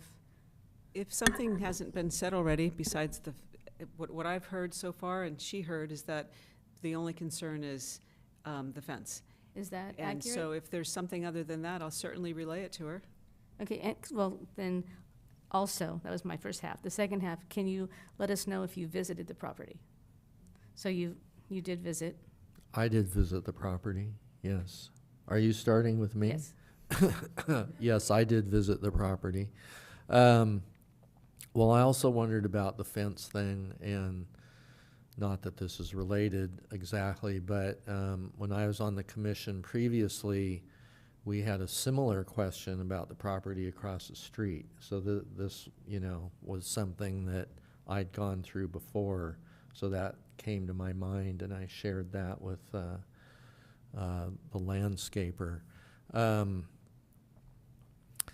My only thought on the thing is, like Craig says, that the road is higher and the house is lower, so I'm wondering about something shorter. You're not required to have it 4 feet tall, it just can't go over 4 feet tall. They're not required to even have a fence. Yeah, right, not even required to have a fence. But also, there's a, there's a hedge along the whole length of Foothill, basically from the corner to the garage down Foothill. And half of it is very thick, and some of it's not thick. So I'm wondering, it's like, well, the applicant could, if we turn this down, they could just plant a really thick hedge there and you wouldn't see anything either. So these are just random thoughts. I make no conclusions or anything. Okay, but you're okay with the kitchen and the lighting? Yes, I'm okay with all that other Okay. stuff, yeah. Thank you. Yes. Commissioner Akins, do you have any comments? Did you visit? I didn't see the notice, or I would have, and I haven't driven up there recently to see what's going on, so I will, no questions. And we Yes, know I did visit the site and talk to the applicant. And another question that came up in my mind later was another landmark right next door to it, which is the gateway to Encina Vista. And it has a rock wall that kind of merges down by the property. And I didn't really pay attention to it when I was there, but that's a question I'll have, is how a new fence might impact that Encina Vista. So again, I think what my main thought is that we should try for our landmarks to keep the open space as much as we possibly can. And I don't think it's too much to ask after 120 years to just leave it the way it is and not have to keep building fences around every place. Okay, and I did visit as well, and yeah, the project sounds like a good project to live in the home in 2026, to have an indoor-outdoor living. It's, with the kitchen, it's fine with me. The lighting, it's just, yeah, the height of the fence is something that I would like to see an alternate idea, or even closer to the house. Maybe there's something that they could do with some sort of partition thing that to block, if it is a light problem from the street, that something else, some feature that they can direct the light, but not taking away from the historic landmark or from the street view, having some openness there. Lorraine? Yes, I visited the site as well. It's a great project. I don't like the fence. In agreement with all of you, I think we need to keep this an open park-like setting. I spent a lot of time in Montecito, and it is really chopped up. And I understand why people want their privacy, but in this case, this is a landmark. And I think we also do need to, in light of this, look at the mills and how that fits in with all of this, like Commissioner Walker said. If you could put that to her as well. Commissioner Moore? Yeah, I visited the site. One of the other things that I forgot to mention when I was visiting, there's an area halfway down Foothill that's got a lot of indentations in the rocks. Well, those are all part of the Chumash grinding as well. So, when I always thought of that, and it was the kitchen for Libby, but it was also the Chumash kitchen, because it was covered with acorns. There were thousands of trees there, and so there were a lot of the artifact and they just sat on the ground and just ground away and cooked those acorns until, because they'll kill you if you don't cook them a certain way. But I don't think there should be, I agree it should be open. I think if there's a way to do some rock that's about the height of a car tire, that alleviates a ton of noise, because the rock absorbs and bushes don't. So that could help. And then obviously curtains, people have curtains in the city. So they don't have people looking in their window. I think that's all of our comments. Thank you. So can we go on to item number 5? Item number 5 is the election of a secretary to serve a 1-year term, and that's for taking action minutes. And so this is pursuant to the committees and commission's handbook, that there be a commissioner elected. And we've already had a volunteer, and that's Kate, who's not here tonight. So you can nominate somebody, or they can nominate them or recommend themselves, and then you take a vote. And if there's a second nomination, you take a second vote. So you can do that this evening, and I will speak for Kate that she has volunteered to do this. If there's not, well, I guess you could take a vote on that, and then if there's somebody else that wants to do the secretary, then you could take a vote on that. Is there anybody else who would like to do this? Okay, how about you take a vote then on Kate? Okay, yes, I feel comfortable making this. I always feel bad volunteering something for somebody who's not here, but she's volunteered herself. Yes, and she made that to me as well, so I feel comfortable saying, yes, I'd like to make a motion to make Kate our new secretary. Ida, can you take a vote, please? McCann? Yes. Sims? Yes. Moore? Yes. Walker? Yes. Akins? Yes. Pasasha? Yes. Okay, item number 6, do we have this is about the commissioner timer, do we have a staff report? Well, this is just, we're revisiting the timer. In November, it was requested that we come back in March to see how it goes, how it's gone without the timer. We had the timer and we don't have the timer. And so tonight you can discuss whether or not you want to bring the timer back or leave it as is.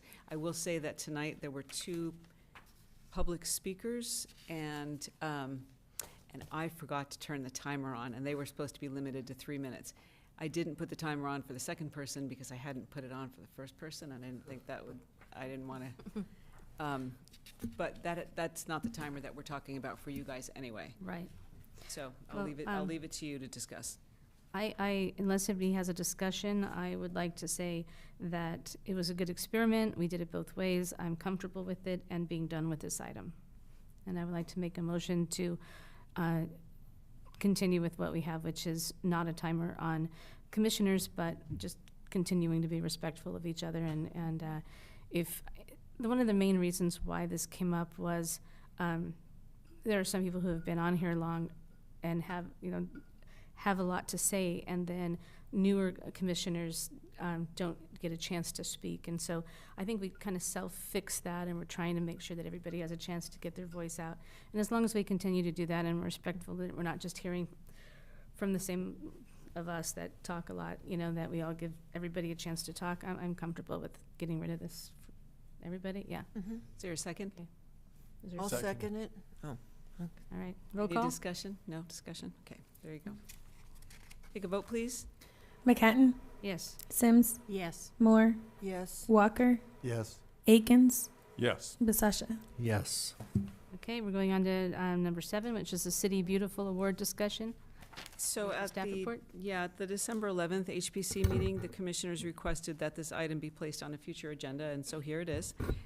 It's a discussion of a potential new award that would be given out by the HPC, but not necessarily to a historic element. And I say element because it's clear that it doesn't have to be a structure. It could be because of a time or a person or a place. So materials were provided to me, as was suggested in that meeting, and then they've been put in the packet for you to look into, and then for you all to discuss and decide about how you'd be going forward, if you want to go forward, and what those steps are. And I'll just let you know that if you were to decide to go forward, then you would choose one of you, probably the chair, to go before the city council and request this, because it wasn't specifically on your joint meeting agenda. I did bring it up when I'm talking about, but I didn't, it Right. wasn't an item, yeah. Right. So in lieu of waiting a year, you do have the opportunity during public comment to go before the HPC, city council. Okay. So I'll leave it to you guys to discuss what's in your Well, packets can I tonight. go ahead and talk about what I put together? Yes, please. Okay, great, appreciate that. So in doing this, the end goal is, if they decide, is to go before the council. So what I was trying to do, and you kind of saw this in the email that I sent, was look for items, and these are items that are not historic. These are items that could be current, could be past. And so going down the list there, Craig Walker, Santa Barbara City Beautiful Program, and so he was going to talk about that. He provided information for Pearl Chase, having been in Santa Barbara. She's highly loved, and as Commissioner Walker pointed out, had perhaps the same caustic attitude towards dirt in the city that Mr. Libby did. So much of that information that he passed on. So that's a City Beautiful program, just to get an insight on what they're doing. The second person I listed was Fred Fish, and I put in copies of his biography that I got from his book that's about like that, because he is highly capable to be perhaps the main person that's assessing the architecture. It could be other people, but, and so I wanted I sent that out just so you had an understanding or better of who he is. Wendy Barker, I asked her to talk about the City Beautiful Moment Award. The museum was the one that, when the 100-year anniversary took place, the museum spearheaded that. Craig Walker, well, Mark Lewis was a key person writing things, and so Wendy said that she would like to submit that if she could. She did. Julie Tumamite Stensley, I talked to her. She sent me an email right after it was submitted, pointing out on Julie Stensley and then on Mark Tovar, two different individuals, but two individuals that have kind of a group, a sense of people that they know well. Mark Tovar, I talked to him. Mark Tovar talked about all of the different routes, all of the different hiking trails that originated with the people, his people that had ranches in different places around here. In fact, so I included an article that he wrote about the Chumash. On Julie, I talked with her. She was supportive of this, and then the last person I put was Gina McCatton, because I had her on the phone and I knew she had some education and was going to be occupied with other things. So I put Gina on there, and I put education as another item. And what I did was I put the landmark from the Lavender, what's the second word I want to say? The Lavender Inn, because that was the original schoolhouse. And if you go through and if you read that, the documents that were in there were part of the landmarking, the Historic Resources Report. If you see that, you can see how important that first school was to the individuals. And so I did that because that may be something in the past that we would look at as something that made Ojai, the city, beautiful, education. And I think I said in there that there's no beauty in a city without education at all ages. So the other thing, other ulterior motive is that I was talking with people that I know, most of us know, people that if we took this to the city council, I could invite to be there in the audience so that they would have some support for this going before the council. And so that was kind of an ulterior motive. But see, on Julie Stensley, I talked to her there, outside of the museum, I don't think there's anything Chumash. And so we can't identify exactly where the villages are, but we can talk about the villages. And so I was looking for something on Julie to put a plaque in Libby Park. It just seemed appropriate that we're looking at a Libby Award, that we have it there in Libby, that she could talk about the Chumash villages that are in the thing, again, but not identifying them, and everything would be run by her. On Mark Tovar, again, he talks about all of the hiking trails, all of the paths that eventually turned into roads are still hiking there. They're all fun places, but to hike on a trail, to know that that was a Chumash route, gives that a little bit more interest in it. And so I thought maybe we could do, again, a plaque there that talks about the routes. Those are things that we could identify rather than the village, which, we shouldn't identify. And so, so those were some ideas. Craig, do you want to talk about the gal in Ojai? Oh, okay. Well, Brian asked me to talk a little bit about Pearl Chase, who I think I mentioned before. She grew up in Santa Barbara, and she graduated from high school in 1904. And she went away to school, but when she came back, she decided to dedicate her whole life to beautifying Santa Barbara. And she spent every moment of her life up until the time she passed away at an old age, creating programs, doing things. She was one of the first people that were involved with, after the 1925 earthquake, of converting Santa Barbara to a Spanish village type of place. They kind of followed Ojai's lead in 1917 and created a beautiful Santa Barbara down by the De La Guerra Plaza. And then she also took up the cause of beautifying the streets. And I was thinking today, I remember when I was younger, maybe you remember too, driving through Santa Barbara and how beautiful the freeway was. You know, there were this big divider with all these plants and trees, and it was so beautiful.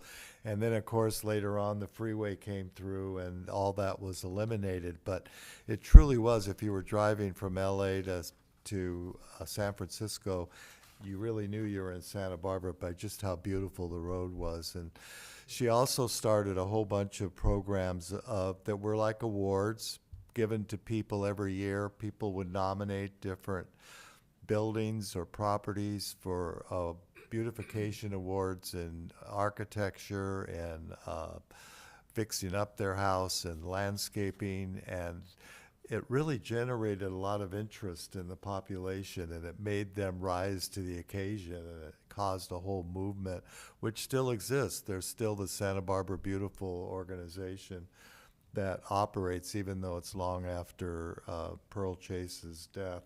It still continues on. So an award like this, it doesn't have to, I don't think, just be limited to buildings and properties. It could be a play that was put on, or it could be something that just improved the community and inspired the community, because that's what Libby was trying to do with his City Beautiful program. He was trying to inspire the people of Ojai to become more involved with their community, and he did that through the ideal of architectural beauty. And his speech on Ojai Day, I think, really lays it all out, that we're here celebrating not a man or not particular buildings, but an ideal and a conception. And I think here, 100 and some years later, we can say that he had a good point. You know, that downtown historic area that he did that beautified the town, it also drew people together, and it gave them a lot of community pride. So as long as it doesn't interfere with our existing awards, I think something that recognizes like an organization, like the Land Conservancy for beautifying an area, or an individual for beautifying their home or property, I think that might be a positive thing. Great. Thank you, Craig. I liked it so much that I made sure and included, and this was the quote by Pearl Chase in the information that Craig provided us. And he provided us Libby's speech too. Pearl Chase said, "I was ashamed of the dirt and dust and ugly buildings and resolved then and there to devote my life to making Santa Barbara beautiful." Kind of sounds like Libby. So I appreciate that. So if you look at that, you can see the names. You can see, Fred Fisher for architect, Wendy Barker, museum, Mark Tovar for heritage people, ranches, Julie Tumamek for how we can recognize the Chumash people within our community, and then Gina McHatton. Going back to the Lavender Inn, again, that was the first school, and it's still in existence.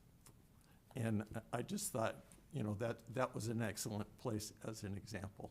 But and the other thing that Gina and I talked about is new methods, new ways of teaching that are coming about that can make change, a marked change in education for our youth, and that might be something that we would look to recognize. So can I ask a question? Yes. So this would be in public comment. It wouldn't be a presentation that we were giving. My understanding is that it would be during public comment. Okay.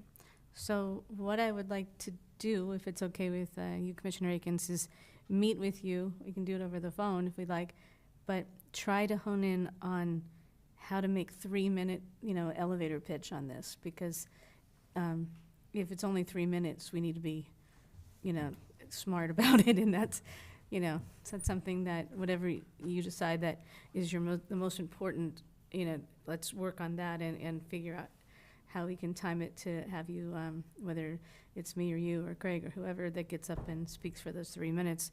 Let's just make sure that we have a start, a middle, and an end, and a goal to have them understand what we want.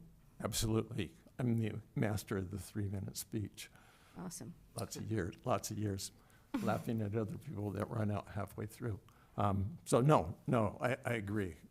If we'd like to go forward, I like that, going in and getting the okay to do that. I've tried to, in this whole process, kind of minimize it. So when I sent this out, I asked for teasers, kind of what they'd focus on rather than a whole page worth Right. of things. Because again, we don't have approval yet from the council. And so I didn't want to, have people's time wasted. So But what is that other award that, I always see it in the paper, Ojai Treasures, like a person that. Living Treasures. What, Living treasures. how would that be different from this? Oh, well, the Ojai Treasures is an individual done by Rotary. Uh-huh. So it's the Rotary Clubs, Rotary, they picked individuals. and the individual is based on contributions to their community, but not really to beautify and Because to. your fellow commissioner to the right of you could explain it better than I can, I think. Well, it's given to people that have contributed a lot to the community. When Mr. Drucker started this, I don't remember how many years ago, he had a group, including Fred Favre, that would pick a group of people that they felt had given a major contribution to the community in some way. And then they honored them with this Living Treasures Award.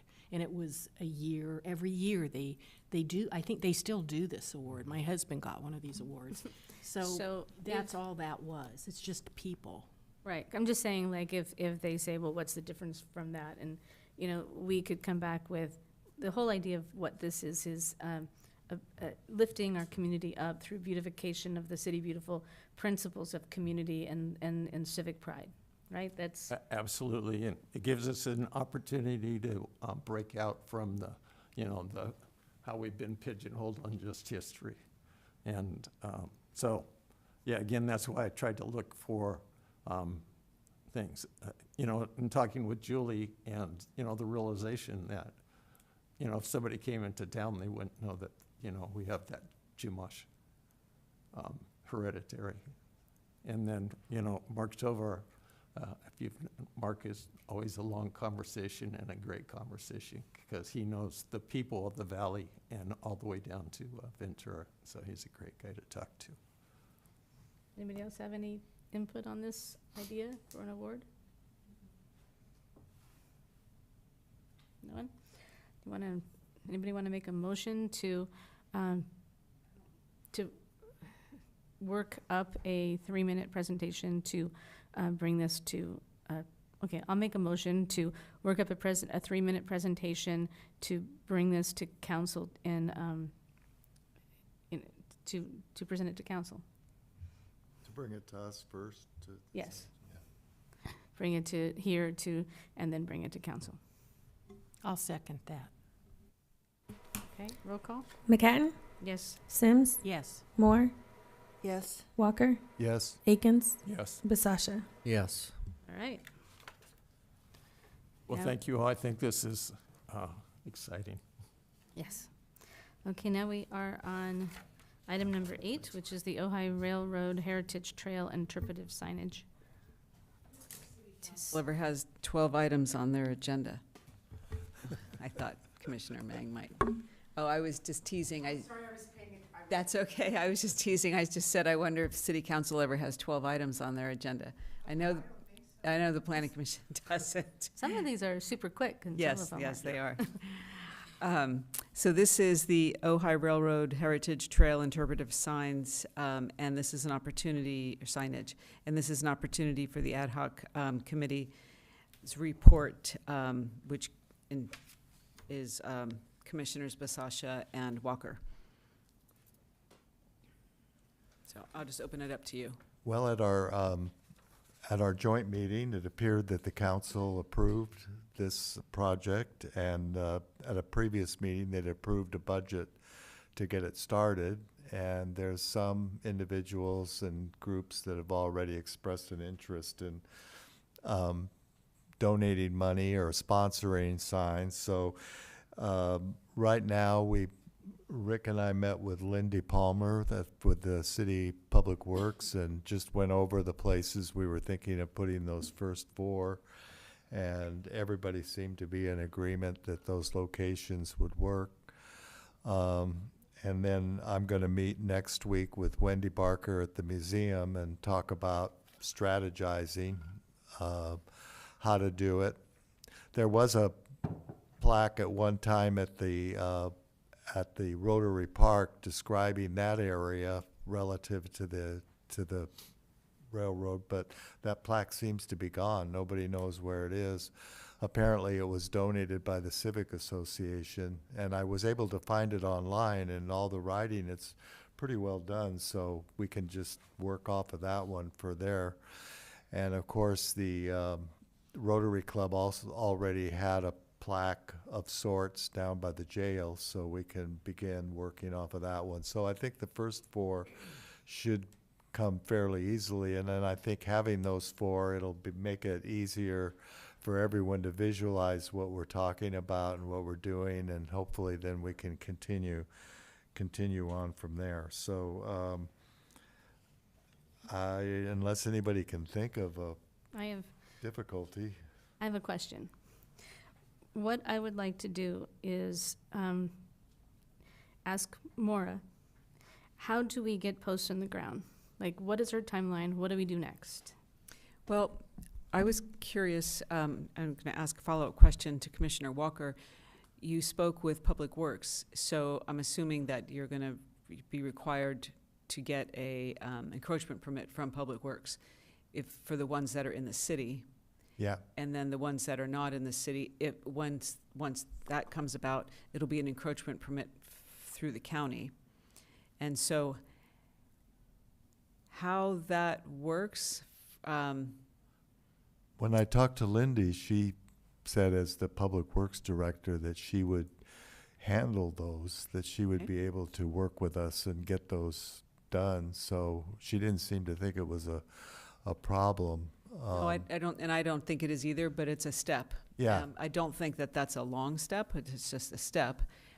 So location, specific location, and an encroachment permit from Public Works. And that's what we did. We actually walked with her, and what was the name of the gentleman we walked with?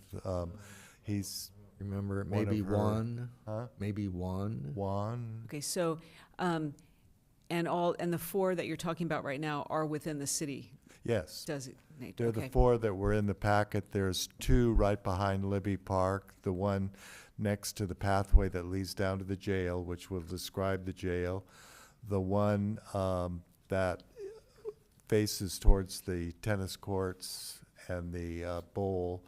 There'll be that one, so that's 2. And then the one down next to where the depot was, she said that's fine, that's on their property and it can go there.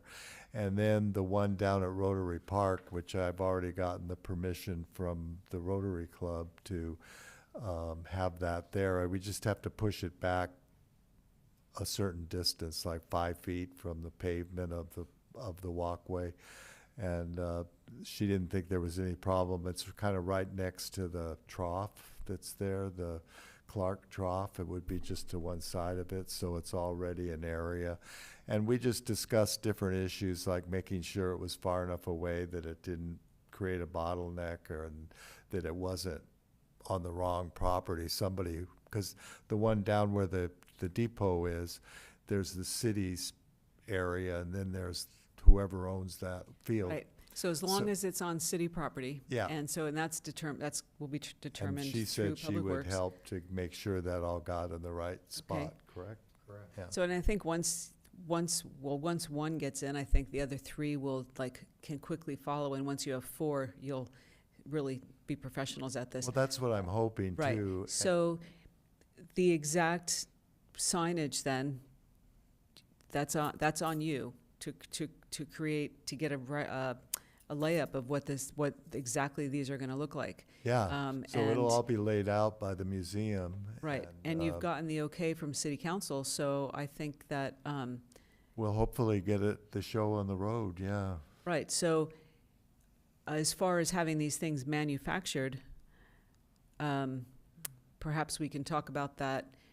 We have a company that I've talked with the Land Conservancy, because they have several of these kinds of signs, and they really recommended this one, because I talked to a couple of others, and they wouldn't guarantee them for longer than 5 years or whatever, but this company that they use will guarantee them for 10 years against any fading or anything like that. And then they print on both sides of the panel, You so mentioned that. when 10 years goes by and you're thinking it's getting a little faded, you can just flip it over and you have another 10 years to go with that sign. Although the actual panel itself isn't all that expensive, so even if you decide you'd rather have something else there, you could just remove the panel and put a new panel in. It might be a couple of $100 for a new panel. So you have the money, and you have the go-ahead from council. So get your layouts together, bring them here for everyone to approve, and then I'm going to assume, but I will look into it, that just like the plaques, staff ends up ordering them, but we'll be working with you very closely on this. And then figure out also, I guess, we'll be working with Lindy, with Public Works, for the encroachment permit and also installation. Yeah, and I just wanted to make sure that all the ducks were in the row, because I don't want to start a project with a museum where they're putting a lot of time and energy into it, and then there's some glitch with it, but apparently there isn't, so. So we have to make sure that you have the money for four. Make sure Yes. that it costs And what we also the have expectation was. we have at least two people who have committed to sponsoring a sign. And we have an organization. I talked with the Civic Association, and they said this was a kind of project they really would like to be a part of. And so once we got it approved, they want us to submit a proposal to them, so we'll see, Who's going to collect the money and then be in charge of the money? So Well, what I the was just city would writing, yeah, do that. yeah, the city would be receiving the money. So my note here for myself is how exactly we deal with sponsorship. However, we would take the money and it would be put into like the HPC's budget. But there's got to be I'm sure there's legal agreements and some paperwork that goes along with that. So I just wrote myself a note. And when I used to do Ojai Day, the city would receive the donations, and they had a little contract that would say something like, this donation doesn't entitle you to say what the plaque will say, Right. So there was some language on it that was necessary. So I'm assuming that the city would have some previous. Right, so I'm going to look into that, and then in your design that you're coming up with as a commission, but I guess you're heading it, is where on these signs is it going to say, sponsored by Yeah. Dr. and Mrs. And we Sims put that or on whatever? the sample that's in the packet. Okay. Just, it's not gonna be garish or anything fancy. It'll just be a very formal statement of who donated the money for it. Right, and so you've gotten your go-ahead, so let's continue this conversation outside of the commission, but it's as far as getting the encroachment permit and getting them installed, and also having them made once you have the design prepared and you have the company, and whether or not we need to price it with different companies and Whether such. we need to what? Price it with different companies. Do we have the best price for yeah. for the best product, that kind of thing? Yeah. So if these are installed outside the city, do you still receive the money? Or how is that going to work? You know what? We're going to start with the 4 that are inside the city, and then we're going to do the research as to how to deal with them when they're in the county. I think, but just so you know, they're still being produced by you/us, right? So the money is, we're still paying for it, and the encroachment permit is going to be paid for by us/you. So the money would still, I'm sure, come here. So I understand an encroachment permit when we're outside of the city, but with a civic city forward project by you can see where I'm going with this, by a council-appointed commission, do we get the encroachment fee waived? So that's something that the council would have to decide. It would be a request to council. And yeah, I mean, there would still be an encroachment permit because there's research that goes in to that permit, making, specifying the location and such. But as far as the cost for it, that's something that would be a council decision. Okay. It's a little bit like the county of Ventura owns the property in the city, right, for part of it. So the city would own something of this project that might extend out into the county. Does that happen for anything else where the city would do a project and it would extend into county areas? That would be a question for Public Works. I Okay. haven't been involved in anything like that. All right. And probably the bike trail, doesn't it? What's that? Well, the Bike trail, trolley the- operates in the Yeah. county Yeah. outside the city. Okay, I don't think we need to do anything about that. We just move forward. Yeah? Okay. Yes, and I'm available at, questions, phone calls, emails. Emails starting are best. Great, thank you. And I have to ask Greg, is this going to be too much for you to do this with the survey? Do you want to ask for help, like have Rick take more of it on? If I or- need it, I'll ask. Okay, all right, And Rick's a big help. Rick and I are doing it. okay. All right, thank you. And then now we're into informational items. We're on the Taramino roof. Do you have Right, so a staff this, report? number 9, this is an informational item. It's notifying the commission of a proposal that the Community Development Director has recommended approval for a minor work permit, 26001, for a re-roof for an existing single-story, single-family residence located in Taormina, the Taormina District. The location is 30 Taormina Lane. The project involves replacing the existing roof with new shingles in a slightly darker shade. The proposed roofing materials and colors are designed to closely resemble, though not exactly match, the current shingles. I believe they were not able to exactly match them because they're not made anymore, and also they need to be fire rated. The change will not impact the roof itself or compromise any of the contributing character-defining features within the district on the structure. The findings were consistent with the municipal code regarding minor work permits, and the re-roof is, again, it's a slightly different color and different shape. And the applicant as well as staff found it to be consistent with the existing colors, materials, and styles of the existing structure, but also the surrounding structures. And so this is an opportunity, it's informational for you. So what came to us as an email blind copied. And when I saw the dates that it was still, we were going to meet, I asked if it could be brought on, especially with Rick. Like, I would like to hear from a contractor, if you had any insight, because we have an opportunity to discuss this, so I just thought it would be nice to have it come through us if we had any comments.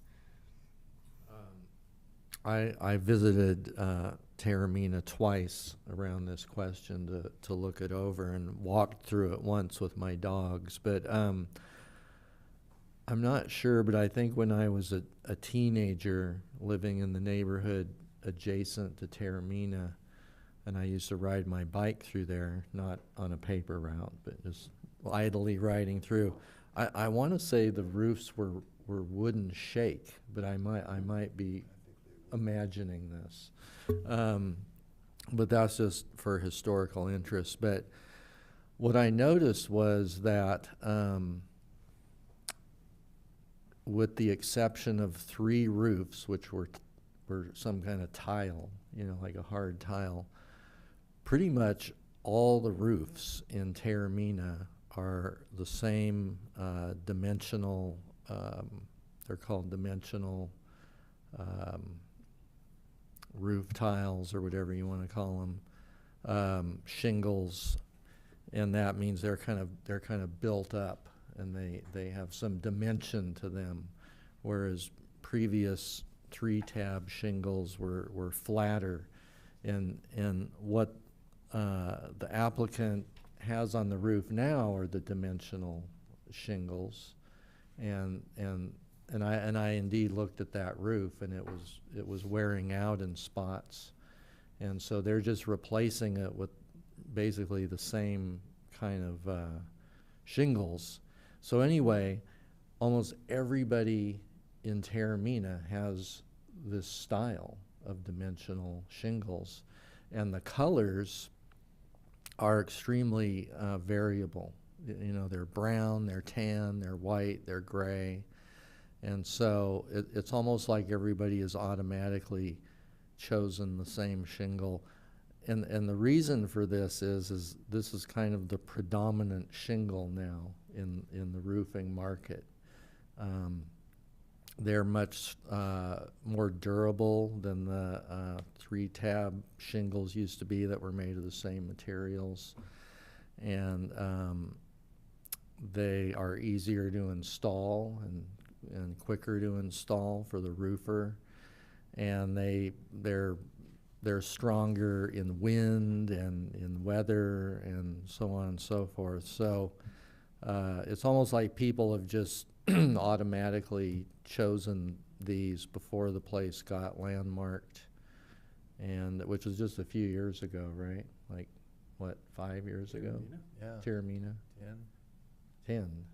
Wow, it's been Time that flies. long already? So that's my rundown. I mean, there's no reason not to approve this at all. I mean, it just fits in with what everybody else is doing, and you know, the colors are, you know, I thought maybe all the colors were sort of a brown, but they're not. They're just all over the map, but they all kind of fit in. You know, I mean, it's not a style that's out of character. It's not like metal roofing or something. So that's what I saw. Thank you. Does anyone else have anything to say?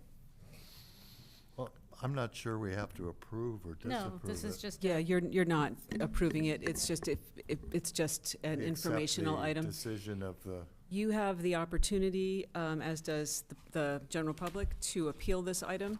And the appeal period deadline is March 16th. So tonight is just an informational item to you. okay.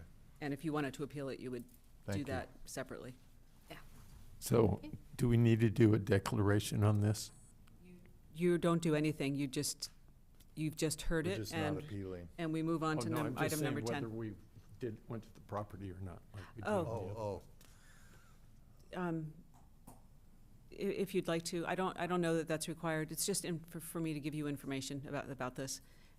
We know that Commissioner Basasha went by a couple of times regarding this specific item. Did anyone else go to the site? No. Sims did, McHatton. No, I've driven by, but not Okay. recently, no. But And I I just know, looked at all the roofs Yeah. from Google Google. Maps. that's what I did. Okay, well, there you go. I was So- looking at the roof colors on Google Maps. I was looking at all the different ones as well. So funny. So item 10?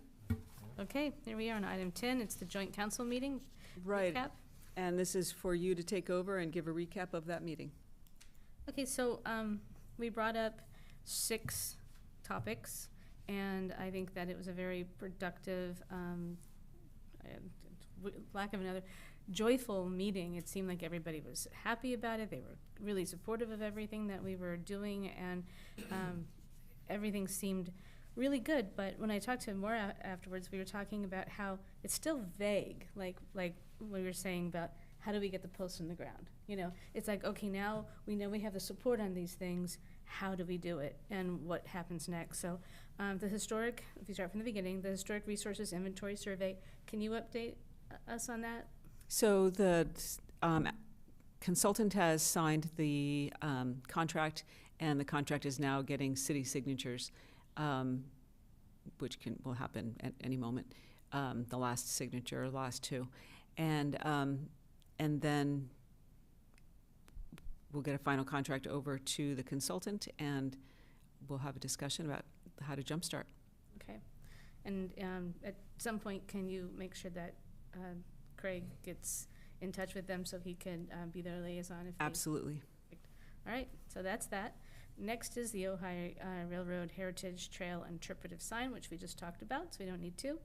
The joint HPC ad hoc, we talked about how we started it with two council people, Councilwoman Kim Ming and Leslie Brule, and then, no, actually we started it with the mayor, and then the mayor stepped down because Leslie wanted to join, and then we had Leslie for a few months, and then Leslie just stepped down, and now the mayor's back. So there was a little bit of a stumble both times to try to get everyone up to speed, but we've gotten through all of our functions and powers. We asked for a meeting with Lucas and Maura, and we had that a couple weeks ago, and but now we need to take the meeting that we had with Lucas and Maura, and we need to, Lucas has agreed to meet again to get more into the weeds of everything.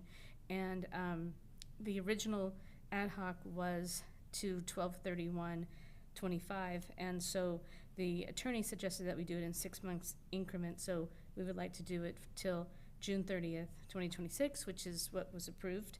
And at that point, if we need to extend it again, she said we could, but how we would like to extend it again is more of a wrap it up by June 30th and then check in 3 months, check in 6 months, and see if all that we worked on is actually being implemented and we all feel good about it and everything. So it was like just keeping that ad hoc just kind of there, so when we can get back in those like time frames. And so they felt fine about that. The attorney felt fine about that. So that's where that is at. And then the next is the Historic Preservation Commission Community Outreach. We got approval to do pop-ups at events when we want to. We also talked about our commission putting on a presentation about the City Beautiful movement and the downtown arcade as far as helping with compliance and the reason why the buildings should be the ones speaking, you know, to the public. That's what drives people here. If you ask why people would come to the arcade, they're not going to say because there's a bench or a rack of clothes outside. They're going to say it's because it's beautiful and unique and authentic. And so that is something that we want to really just kind of educate the anybody that we can will listen about it, and so we can help the city with compliance. And so the first thing that I would like to bring up tonight is I talked to Councilwoman Meng about May being the Ohio's or the Historic Preservation Month. So I would like to know if there is I saw that yawn, Maura. If there was an event like the Lavender Festival, music, something going on in May that maybe we can pop up so we can celebrate the Historic Preservation Month at some sort of event with a pop-up. So I wanted to try and look at a calendar, understand what was going on, so maybe we could do that. As the first time that we basically duplicate what we had at Ojai Day at another time, and then, you know, just. I'd like to recommend that you, that one of you contact Christy Rivera Okay. regarding any city events that might be happening. And then Carla, I don't know her last name at the moment. Yeah, with she is the CEO, I think, of the it's not called the president, but of Chamber of Commerce. Okay. And to see what events they might be having. Okay. So, music festival, That's June. is it June or May? June. June, okay. I was just wondering Right. if I mean, that fit in. not that And we so- can't do it then, but I'd like to get something in May, because every year in May we should celebrate, like commissions all around the country are celebrating, you know, the Commission Month, Historic Preservation Month. So this isn't something that you made up, that it really is around the country, Historic country. Preservation Month? Yes. Oh, right on. Okay. Does, how do you feel about the farmer's market? Moving, Hmm? moving. Moving? Well, Well, we wherever have the location two. is, Libby Doesn't- Park on one of the days. Well, I think that one thing we need to discuss too, which is probably not here, is we borrowed Craig Walker's pop-up, and I don't know if it's presumptuous of us to think we could do that a few times a year. Do you care? Do you want us to buy one? Do you I'll want have us to ask the boss. Okay, ask the boss. I just don't want to just plan this around a pop-up that doesn't belong to us. I know I can get the tables from my husband like I did last time, and I'm sure that we can put together different displays that we did last time, but we need the pop-up. So if we're going to pop up, we got to have something to pop up. Okay, and then I know that when we talked about the compliance issues and doing an outreach and having it, doing a presentation, one of the things that came up with council was, that's what the city's talking about too. Do you have a time frame of when you want that to happen? we are diligently working on it right now, but I don't have a date. So, but I would say within a couple of months. And so that would be an educational piece, and yeah, and we were talking about you being a part of that, Okay, or that's what was discussed. all right, okay. So that's So- that, and then we explained that there was, pre-COVID, there was a budget for doing 2 historic resources report every year. And we asked that that continue, and we had support for that as well. So when we talk budget, and whenever that month is, we will discuss that to include in our budget. And then the last thing was that was it. I don't think, the only additional thing that we talked about was what we brought about earlier when I said I brought it up. Oh, it was the City Beautiful plaque, which we did just bring it up for a minute, and that was that. Does anybody have any questions or comments about the joint council meeting? Okay, that's done. Now we're on education update. Let's see. Has anybody gone to anything interesting? How about you, Lorraine? Have you attended anything recently? No? Okay. So there's one on Wednesday, the 25th. I think it went out to everybody.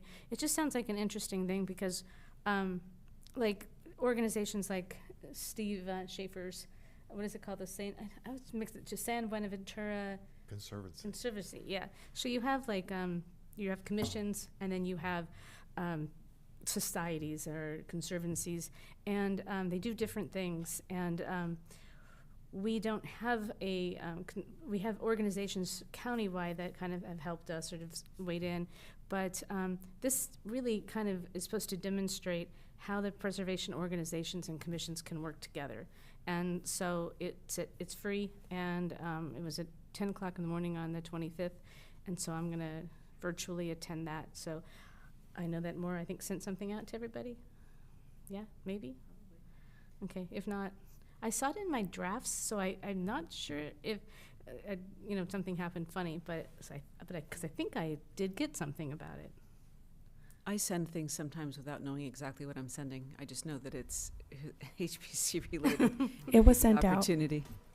I'm sorry, Ida? It was sent out. It was Okay. sent out, okay. So, yeah, if that might be something that you might want to, I think it's really important. I know that I've talked to people in town who, like, why can't you do this and why can't you do that? And I'm like, because we're appointed by the city, by city council. So, you want to do something outside of what we can do, start a society, start something that, because you're a different voice, and, it has its powers, and it's, that's very different, but also helpful. So it's just something of how that all can work together to be more efficient with preservation. So that was it. That was my education. So next, we are on item 12. The next thing is just your future agenda items, and in April we have discussed terms of chair and vice chair, and kick off the HRG with the survey. And then we have in May, the arcade paint colors that was on there to discuss. And then we're into June with HPC awards again. So Happy again. We just did it. I know, but that's when it starts. It just takes a couple months to get it to get it going. There's all these different steps. And something that's not on here, because it's really within the planning department, and it was already kind of discussed, and that is doing the kind of forum/workshop thing and having the HPC there to have an educational piece on the historic nature of the arcade. And Great. Yeah. Okay, can we add on April, something we just asked for, what was it? I thought we just said something that we were just talking about, maybe not, with okay, maybe I'm crazy, never mind. Well, Was there something that somebody wanted to add? Would it be recommending properties to study under, is that what you were thinking? No, when do we start talking about the budget? Oh, the budget. That's what it was. When do you start talking about the budget? Yeah, like what we want our budget to be. Isn't it usually spring, because it's, It's crazy. So they did get a finance committee back in. Finance committee met, I think, in February. I think my sense is that they're planning to meet again in May, but that's not a fixed So item. I thought we had it on the future agenda schedule, and now I don't see it. And so I'll find out and make sure it's on there. Okay. That's Sherry keeps us up to date. great. And then the not active on hold ad hocs, can we erase that now, the complete one? The State Historic District Celebration Ojai Day? Yes. And then I also wanted to just ask how the council chambers renovation. I know that the focus right now is on the campus. Do we want to keep this on here at all? Do we want to move forward with it now? Do we want to wait until the master plan gets moving along on the outside? Where's everybody's head on that? The idea of working, in this room and. Well, I will tell you, I was afraid to change the clock.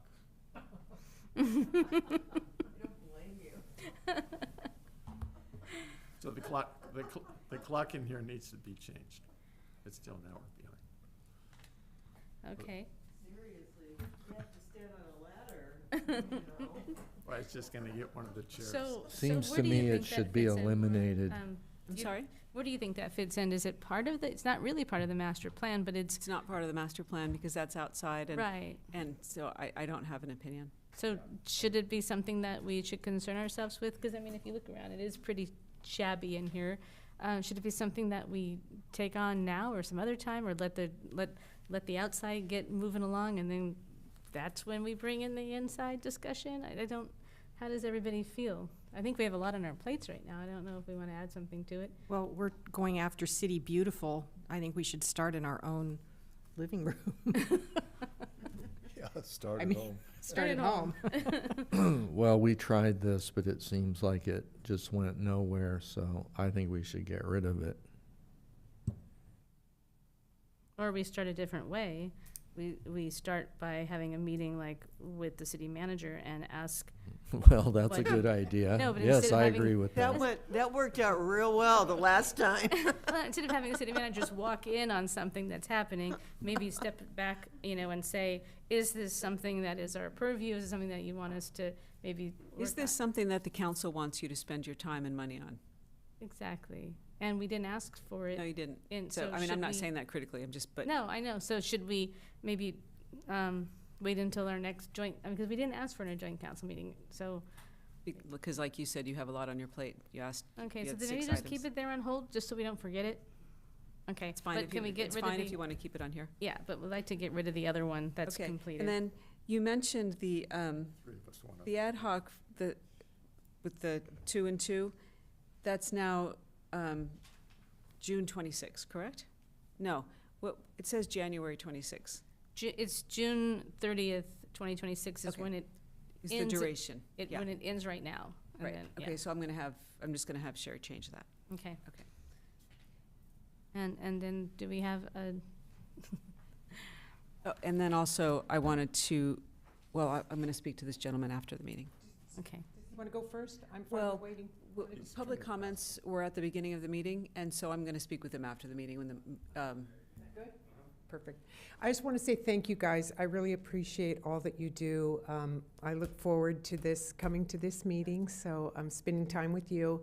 And then talking about the plaques, here's how my head works, like, because you're going to have so many, will there be the opportunity, like if somebody wanted to sponsor a plaque, like to pick the location, will it be all out, or are you just going to go like 4 and then 4 more? Are you Does that talking make about sense? the railroad, the Mhm. interpretive signs? Just a thought. Yeah. Well, we have a list of possibles, Okay, perfect. but that's a question I've had as to whether we want to do the financial thing all as one package, say 25 of them, and then multiply that out, that's the cost of the project, and then try to get pledges or commitments Right. to add up to that. and there are specific locations that the HPC wants to designate because they're specific historic spots for whether it's a view or a Yeah, I a think the thing. HPC would have to pick the spots, but then Right. we could have a list of them, and on a first-come, first-served basis, people could say, well, I'd like to sponsor that one or this one. But it wouldn't necessarily be that particular one, but if they got in and nobody else had wanted Then it. it's right. I was just curious how that would work, so Yeah. that sounds good. Thank you, appreciate you guys. So, I mean, I know we have our ad hoc, but is this, this is your January, February, March? So And I'm willing to stay on, I don't know what the rotation I is don't the know either. next I was time, just wondering so what was gonna happen next month, because I can check and see. okay. Because thank it seemed like last time the rotation, then it went Rachel, because they don't change it up, the rotation. Like, I've never been with the Arts Commission. you. Yeah, I don't think Yeah, we've you had it. better go. I He's I don't kicking think me to we've the had. curb, Mr. Walker. Yeah, I think the only one that I haven't seen I can't remember when, is Andy Whitman that's come through here. So this probably isn't in his rotation. Yeah, so So- somehow I think, because I can't, do you remember Andy being in here? I don't either, no. Yeah, we'll figure it out. Okay, Thank you. thank you. you. All right, is that it? Do you have any, nope. We Uh, have Chair? commissioner comments? Yes, commissioner thank you. comments? I would just like to point out that this March 12th is today, and it's an important anniversary in the history of Ojai. 128 years ago today, the first train came into Nordhoff. Wow. There you go. Chair, Yes. Commissioner comments, just because I found the information I wanted on the museum, so just to read that real quick, if I can. This Sunday, March 15th, is the last town talk in conjunction with the women of Ojai of the Valley 100 Years. Join us 4:30 for Roots and Remembrance, the Power of Family Storytelling. Exhibition curator Brady Hahn will talk to Dr. Feely Lee, her niece, artist Brittany Sanders, and head of the Thatcher School History Department, Russell A. Spinney. So a lot of Thatcher people coming down. Lee is the daughter of Chan Su Lim, who is highlighted in the exhibition, and longtime Thatcher chef Lee Kwong. You can listen to Lee discuss her mother's life on one of the phones. We have phones in the middle, pick them up and listen to them. So anyway, I just wanted to, it's quite an event. I'm looking forward to it, so thank you. Great. Any other commissioner comments? All right. Wait, how about you? Anything else with planning? Okay, no, we're good? Okay. Kwong. Yeah. No, I think that's